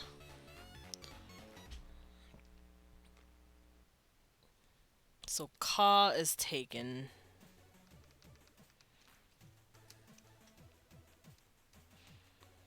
Ka is taken. El is taken along with l.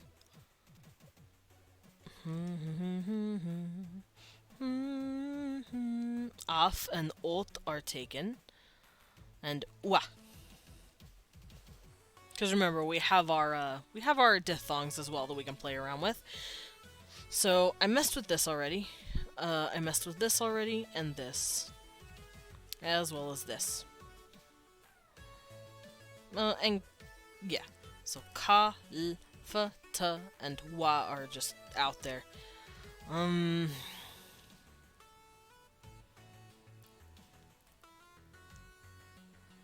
Ishi, maybe? Ish. Ish.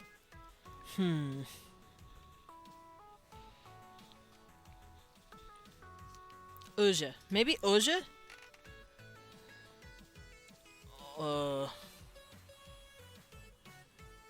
Like, Oja? Oh, that sounds dumb. I kind of want to remove the J from the coda.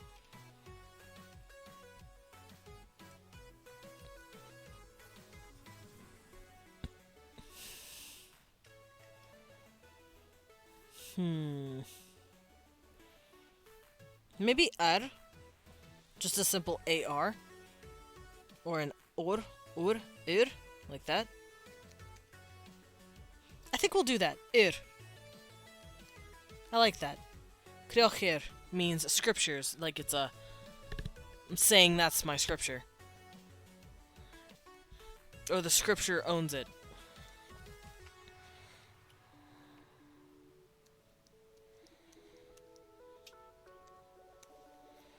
There we go. That works. Alright, so let's try and put them all together, because they are... It's all agglutinative, so all of these are going to be added together. They're not going to do anything kooky crazy, like we saw with Icelandic, with the burger. So if I want to say... the boy cats... Let's say they all collectively own the water hole. The boy cat's water.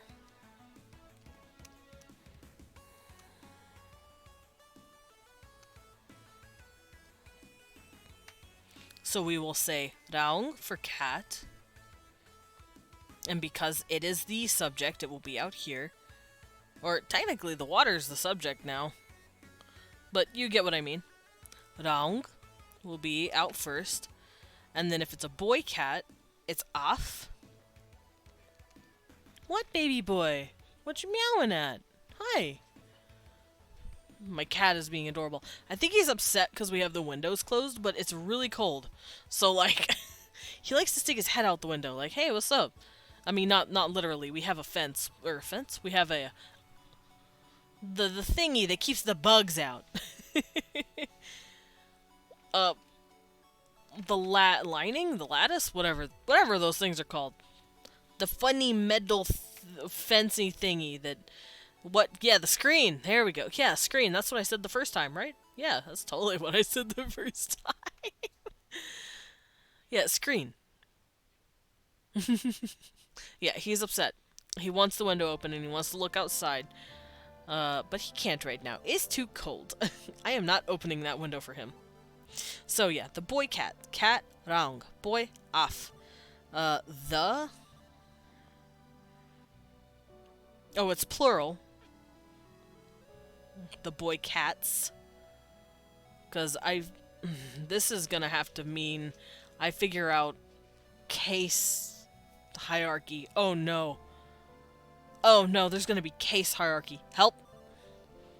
Alright, let's go figure out case hierarchy while I'm doing this. So the boy cat's water. Rang af.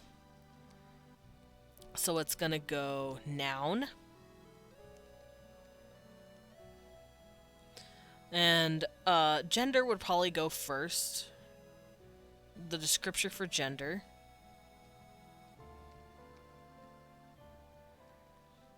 And then plurality.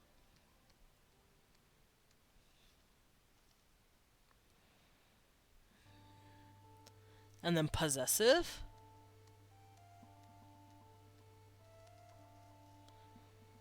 And then definitive.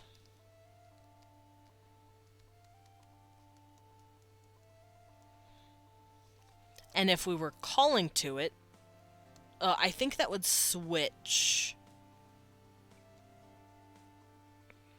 That would go...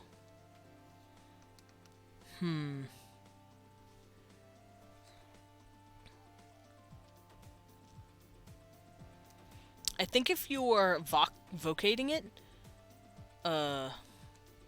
it would go in the front. Heh? Why did my stuff act up? There we go. There we go. So if I wanted to say something like...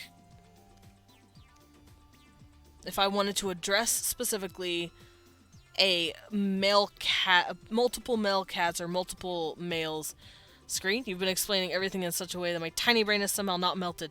I wish I had some teachers like you back in my school days. I'm sorry. Or wait, no wait. I'm not sorry.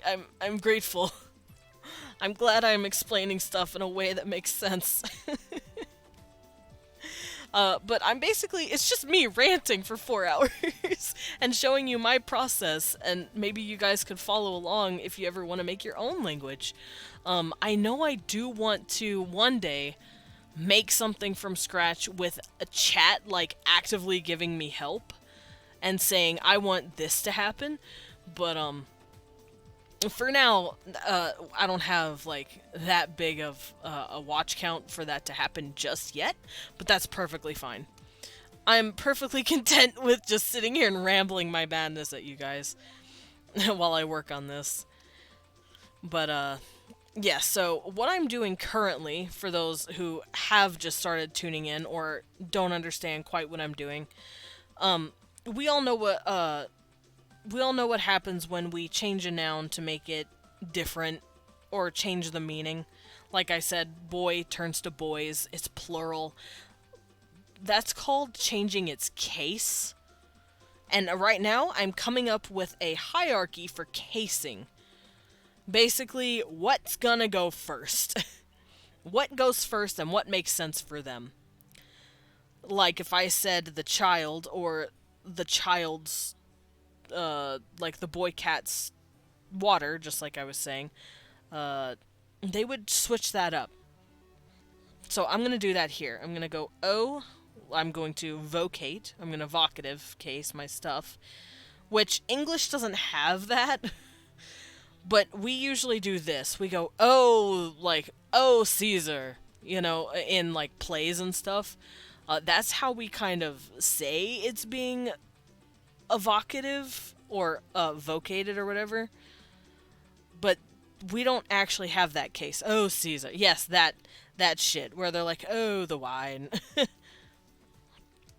That's how we kind of pretend, but we only have 3 cases, which is the subject case. You change the word based on oh, pet.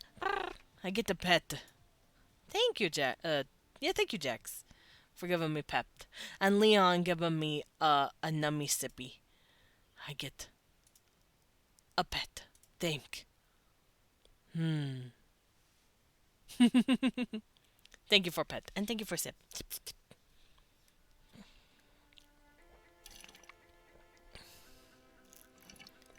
Oh no, I'm running out of water. It's okay. But yeah, vocative is going to be like, oh Caesar, oh a god, oh Zeus, whatever. You're addressing it.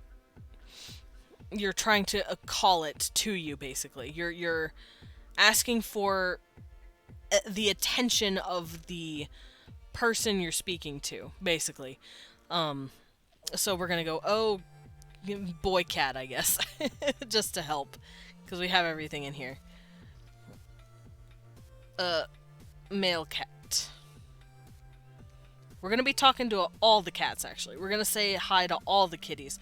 Oh, we could talk to children. Let's say, oh, children. Like we're addressing a classroom, maybe? We're addressing a group of students. Oh, children. Maybe it's a all-school boys classroom, so, oh, boys. Oh, boy. Oh, all young men. All ye young men. So let's just say all young men, or all young boys. We're gonna pretend this is working the way God intended. Because, like I said, English don't do any of this shit. This is just the best way to come up with a way to explain what I'm doing here. So I'm going to say something like, oh, young boys, which is evocate the gender, the plurality right here. Oh, all young boys, scripture. Let's say we're addressing the scripture of all the young boys. We're addressing the bro code. We're addressing the bro code. Hold up. Oh, the scripture of all young boys. There we go. Oh, all young boys scripture. We're addressing it. I spelled scripture wrong. Woo. Let's switch it up a little bit. The scripture of all young boys. Let's switch up the wording just a bit because for us in English, it doesn't make sense. Here, let me rewrite it a little bit better. We're going to address the bro code. Oh, scripture.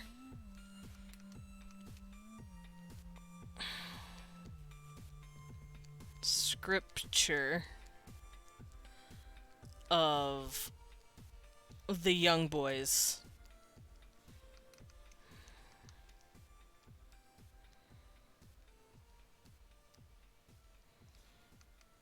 Oh, scripture of the young boys. I think that works better.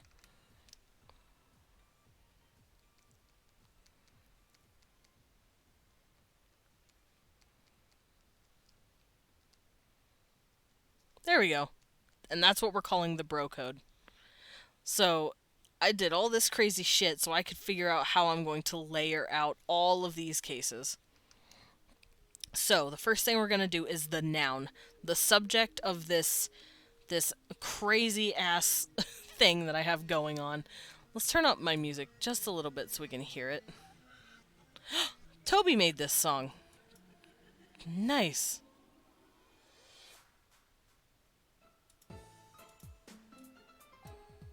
I love this music. Toby wrote this one. So, yeah, we're gonna say, oh, scripture of the young boys. So,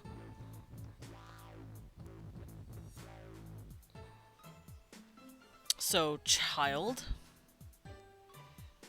That's gonna be our noun, child. Which is going to be prush. And since we're vocating, well, technically we're vocating the scripture. This is difficult. I don't know how to work all of them together like this.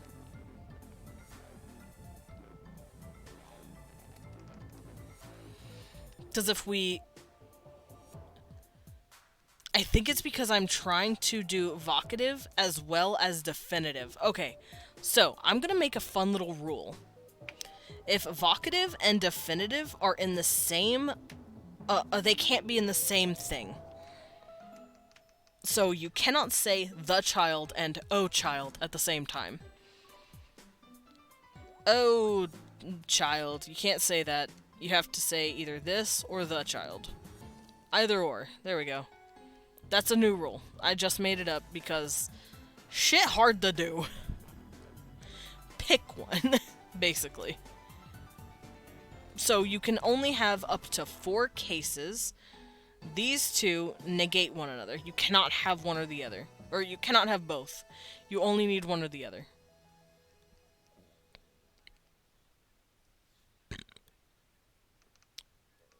I think that works. So if we're gonna say, let's do 2 instances then. We're gonna go vocative first.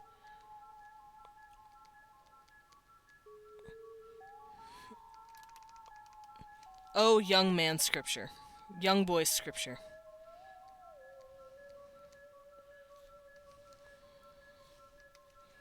Come on. There we go. It didn't want to work for me.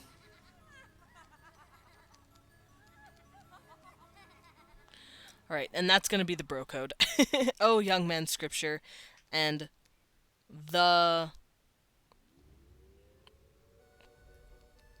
female cat's water. It's a giant watering hole for female cats. So these are going to be our 2 sentence descriptors, I guess, to help figure all this shit out. So in order to say this, which will technically be one word, which sounds wonky, we're going to say a young man, so a boy, prush.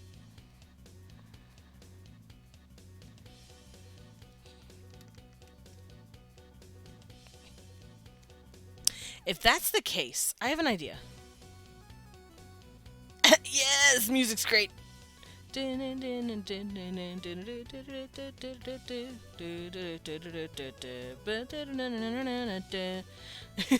about that.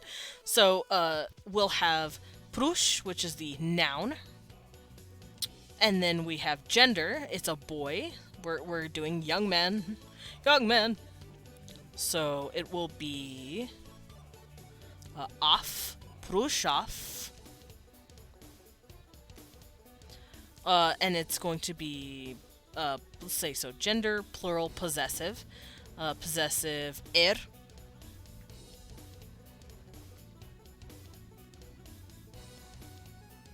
Proshafer, and then we're evocating it. So, ua. Proshaferua. And that's how you'd say, oh, young man's. And then you'd say scripture. Or technically, the O would be doing that thing. But you get it. Actually, that's a good idea. Let's remove that completely. The vocative will only ever go after something that is not possessive. So, proshafer does not work with the ua. Because that didn't work. I tried. It did not work. But vocative will probably go at the end if nothing is possessed. Oh, I need my color.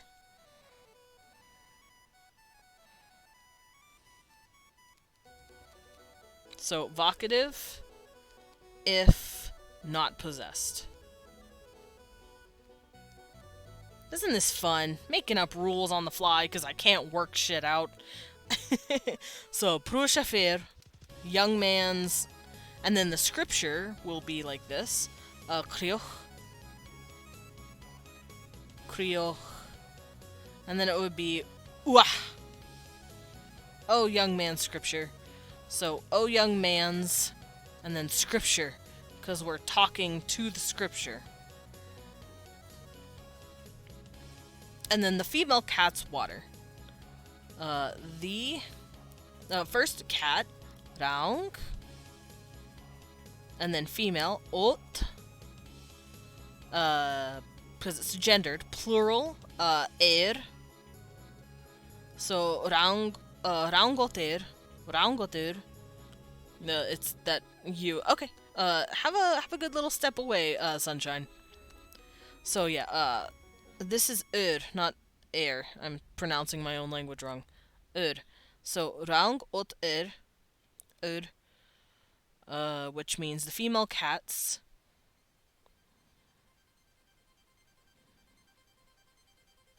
And then the, maybe? Female cats, the, ka, and then water.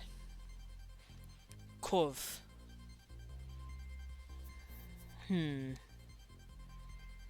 starting to think if it's possessive, I should put the definitive and the vocative at the end, like I did here. The O scripture, because it's of the young man. So I went O scripture of the young men. Maybe I should do that here too. Did I just come up with a rule? I think I came up with a rule. So Rang oter Kuvka, the water of the female cats.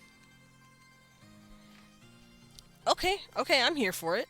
So vocative and definitive only show up on the same word if it's not possessed. So this can go from here to here.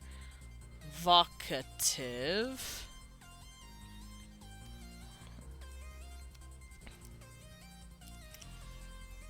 And these only happen if noun isn't possessed.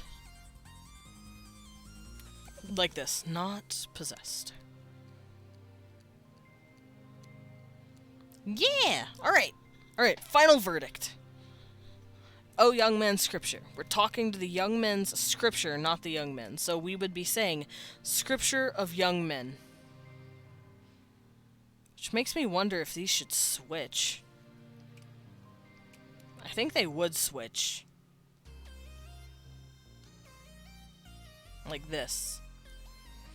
Kriochwa Prushafer. Kriochwa Prushafer. That's how they'd say that. So, Kuvka Rangotur.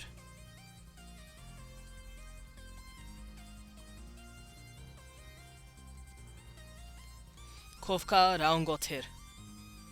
The female cat's watering hole. Or the watering hole of the female cats. And then, Kriochwa Prushafer. The scripture of the young men. Okay. So, I figured it out. That's how that's gonna work. So let's scoot that out of the way. Because we don't need that anymore. We're gonna try and cram these down a bit more. So, noun. We're gonna go with... Since I've figured all that out, we're going to try and make a good list of all this. So, a noun would be child. Prush. Noun plus gender would make it... Prush. Let's make it female. Ot prushot. So it would go from boy to, child to girl. Ot prushot. Noun, gender, plural. Prush. Ot. El. Prushotel. So Prushotel is how you will say the girls. Prushotel. And then Prush ot el possessive.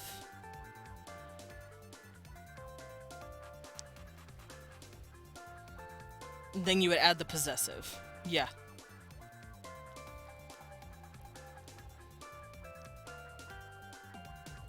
I'm looking for the possessive. My eyes crossed for a second. Id. So, prush ot el ir. That's how you'd say the girls. All of the girls something. Just like over here, prushafer. That was supposed to be prushafoter. Prushaf elir. Whoops. Elir. So, prush af el... Whoops. el, ur. Hee. So, noun, gender, plural, possessive. And if it's not possessive,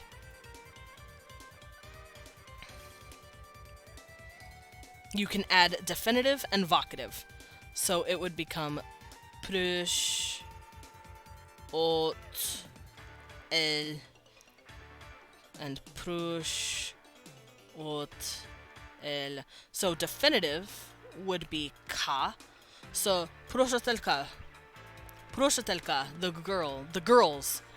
Aw, Jax is saying hello to Leon. What's sweet? Sweet boy.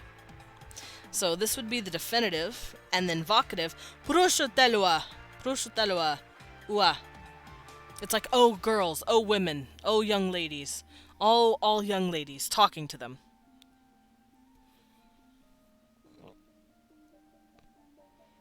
Yeah, I think we did it. And then if it's possessive, none of them apply. None of these apply. This definitive and this vocative will never be added. Because otherwise, it will just switch them all out, like in over here. So, let's see if we can make a really complex way to do this. And I think the way to do this is to make it pretty, we gotta switch it around in English. So in English, I want to say, the female cats, let's say that, the female cats of the young boys. So in order to say the female cats of the young boys, like we're talking about a horde of cats all being owned at once by a bunch of boys. Like they all just take in a bunch of strays, they're all roommates. Oh my god, they were roommates. It was cool watching you play puzzle game on your stream. Aw, my head was so empty, but thank you. Aw. Jacko, you were playing puzzle? What kind of puzzle were you were playing? What puzzle game?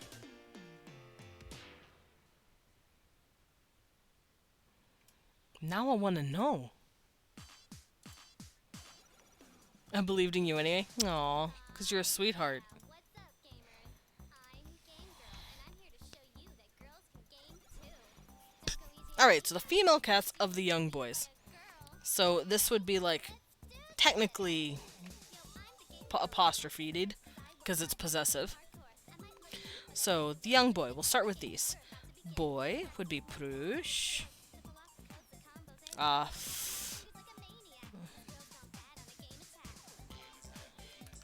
looks a little dumb. Let's do that again.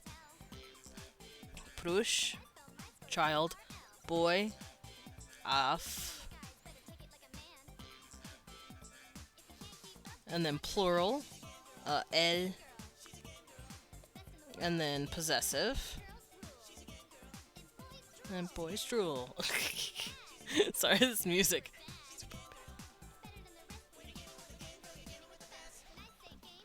My game crashed in the end and wouldn't let me finish. Oh no!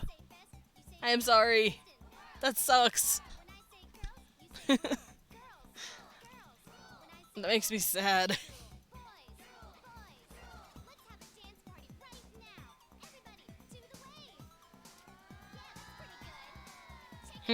So this is the, so I'm gonna say ka.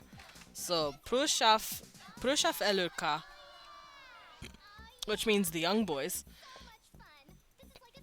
But it's apostrophe. It's because we're talking about the female cats. The female cats are technically the subject, because these are possessing them. So would that make them the indirect subject? Is that a thing? Leon, do indirect subjects exist? I think it depends on the language. I think they would consider this the subject, and this an indirect possessive subject. Yeah, for English. Like if I say the cat's pajamas, the subject is the pajamas. Is the cat the indirect object or just the possessive?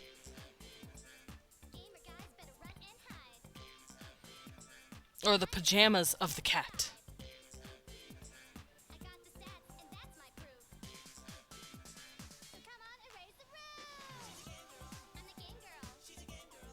Wait, re-say the question.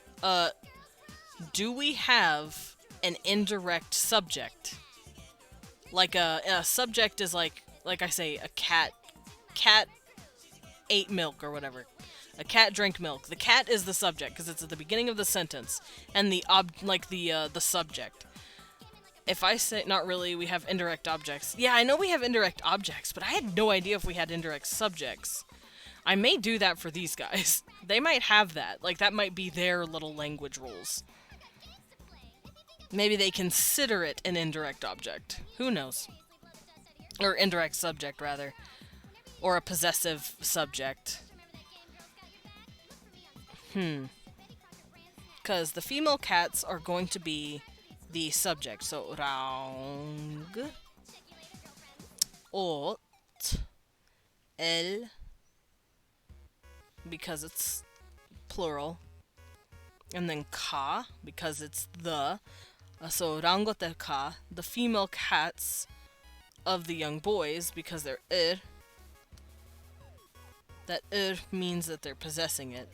So, prushafer ka.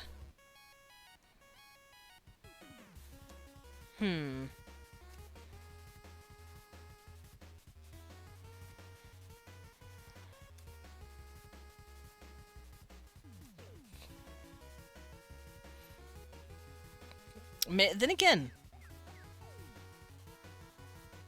do I need a possessive case? Here's a query. Do I need it? I have an idea. El doesn't sound too,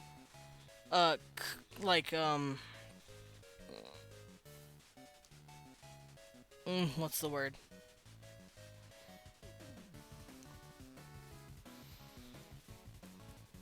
L doesn't sound too natural, but does. So let's make that become the plural. So prushafer means the boys, or boys. Prushafer ka means the boys, and rang åt ka means the female cats. Rang åt ka is the female cats. Because I like that And that can be our plural, our new plural. I'm changing it. You can't stop me. This is who I am. Also, L and sound pretty close because it's both an noise and a, what is that called? A lateral fricative? It's like a l, r, r. They're all like close to each other. The sounds are. So I'm just gonna swish them. So prush, prushot, prushoter. So rangoter ka, prushafer ka. I did it. So that means possessive isn't going to exist. Not in the way we think. I'm going to do what the Japanese do because it's really cool. I'm going to use, we're going to go with my isolating up here, and we're going to add a completely new word. So I was thinking, because kind of like how it says of here, the cats of the boys, I think they're going to do that. They're not really going to have a possessive case. They're just going to put of for everything. And let's scroll up here to look at what kind of word we could use.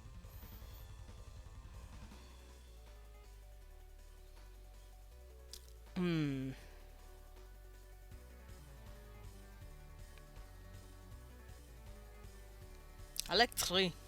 Three. So maybe three. Or tro. Tro is nice. Let's do tro. So, if I wanna possess something, for here it sounds really complicated because the words are so big, and the English words are all crazy up here. So rang åt ka tro prush af ka, which means the female cats of the young boys. If I want to say the dog's ball, because the doggos like playing with the ball, the dog's ball. We're not going to say the dog's ball. Specifically, in the language, we're going to say... what kind of word? What word do we want to use for dog? I don't have a word for dog. Oh, I know. I'll do this instead. To make it a little simpler on me. If I just want to say the cat's water. That'll make it a lot easier for now, because we have these words already. And I don't want to differentiate gender or all that stuff. I just want to say the cat. I don't know what gender it is. I don't know if it's plural or not. It's not plural. It's just a cat. So we will say raung for cat. And I will keep it just a simple word because I don't want to differentiate its gender. I don't know what it is. It's just a raung. It's just a kibby. And if I want to say it's water, so I will actually say water, kov, tro of, raung, cat. The cat, specifically. Raungka. Kovka, tro, raungka. That's how I'll say it from now on. Tro. We're not going to have a possessive case. I'm sorry. It just wasn't in the cards. It wasn't working with the others. I'm sorry, possessive case wasn't working.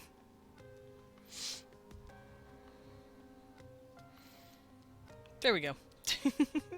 But I will keep the rule about definitive versus evocative. We're not going to have them in the same thing, because that would sound dumb. At least in their language. They think it would sound dumb, ergo, I think it would sound dumb.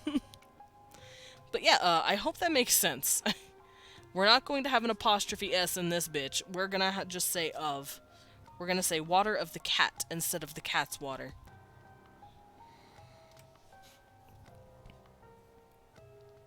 And I'm thinking, if the subject is articled, or if it's definitive, I think the possessive is going to also be definitive.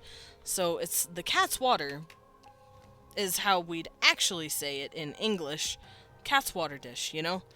But for them, they would say kovka. Kovka tro raunka.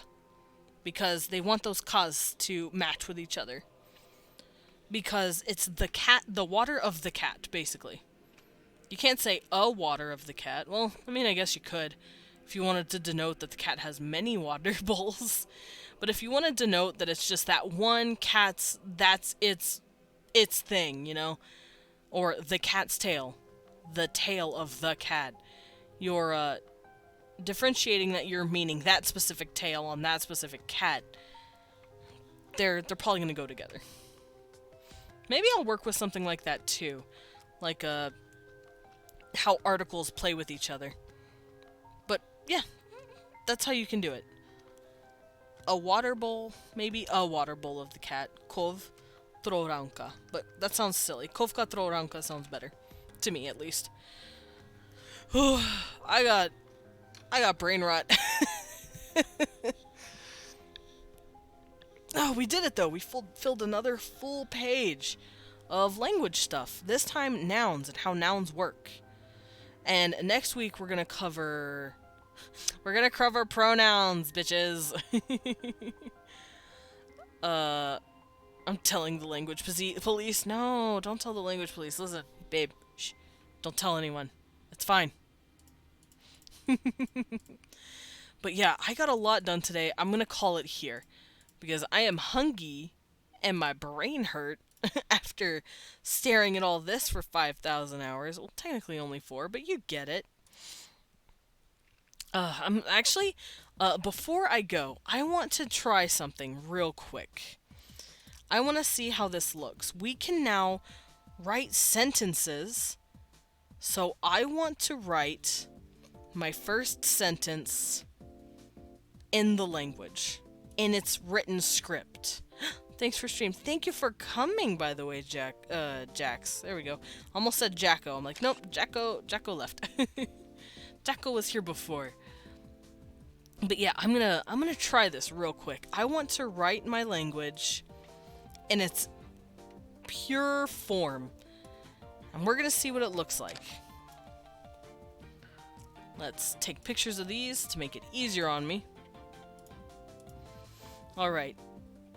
I'm going to write my first words, my first sentence in the actual writing. We're going to say, because we don't have verbs yet. Glad to be here. Yeah, I was so glad you guys have been here. So we're gonna say the cat jumps over the water. Let's write that down. Get out of here. There we go. Alright, so we're going to write down the cat. We're gonna denote that it's, let's say it's female. The cat jumps over, which these are two words together, jumps over the water. So that would be raung, raungot, ka, because the cat, raungot ka, and then the water, kovka, and then it jumps over it, so stup. And now I know this is kind of it's a little lacking, but that's because I haven't messed with the verbs yet. We'll get to those eventually. But I want to write down rangotka kovka stup. So let's write it down. Let's see what it looks like in my language. So in order to write it, let's grab my brush here. So R, where's the R? Oh, my eyes hurt. Ah, here it is.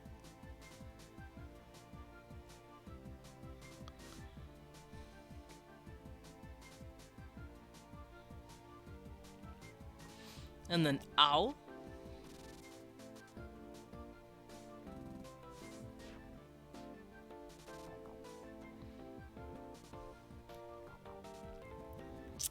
I never denoted how to do diphthongs.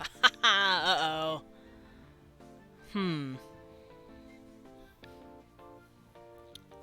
I have an idea. What if I did these little ticks like this? Because diphthongs are kind of rare, a little rare in my language. So I'll do these little ticks to give them a chance to sit on each other like that. So that would be rao, ng.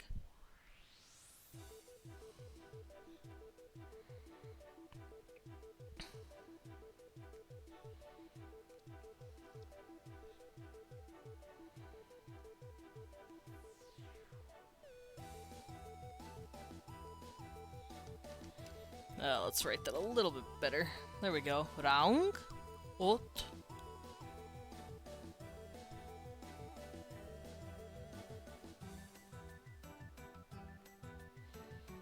Raung, raung, ot.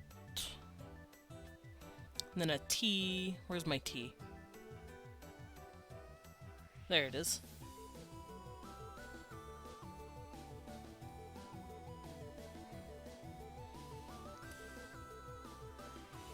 Raungot, ka.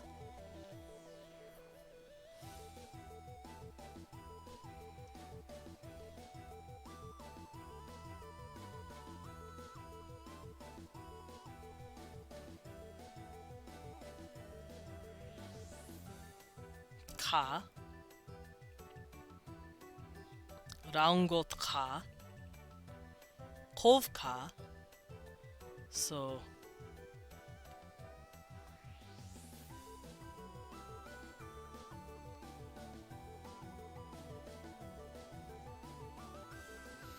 ko, and then where's the o? Oh, it's this, right? Wish, swish, ko, v.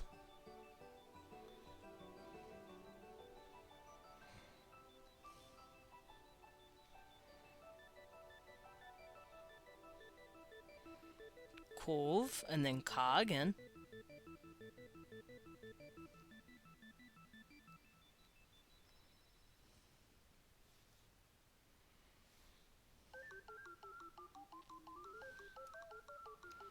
Also, I realized this wasn't lasso. I need to lasso this a bit. Scooch them in. Let them hang out with each other. This music's pumping. And they'll probably have spaces. No thongs for you. No, my thongs! Don't take away my thongs!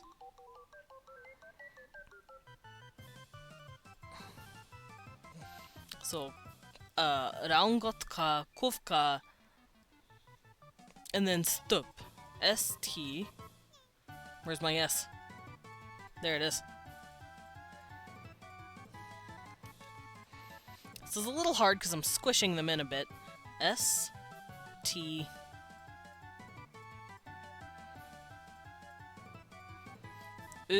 Which is this swishy.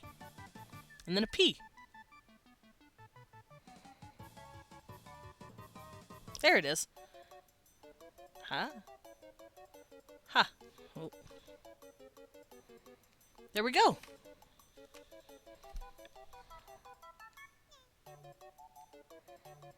I did it. That is the language. That's what it looks like. Rangotka kovka stup. The cat jumps over the water. And maybe like this to denote that it's the end of a sentence. I think that works. How does it look, everybody? This music's way too clowny sounding.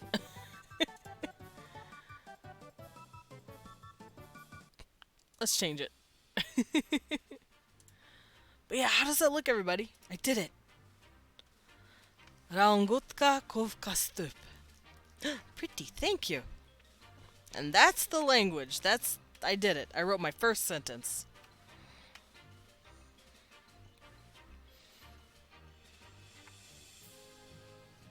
That was an ordeal, but it was fun. Whew. Very pretty. Thank you. I want it to look like fantastical, like fantasy-esque, but also gothic, if that makes sense. But yeah, I'm a sweeby and I'm hungry. So I'm going to do this over here. We're gonna jump over here. Goodbye, head pats. Wee. I'm also gonna fix my eyes. There we go. There we go. Now we can look at all of you. Hello, hello. Have a recommendation for a raid? Yes? Who do you recommend? Who are we raiding today?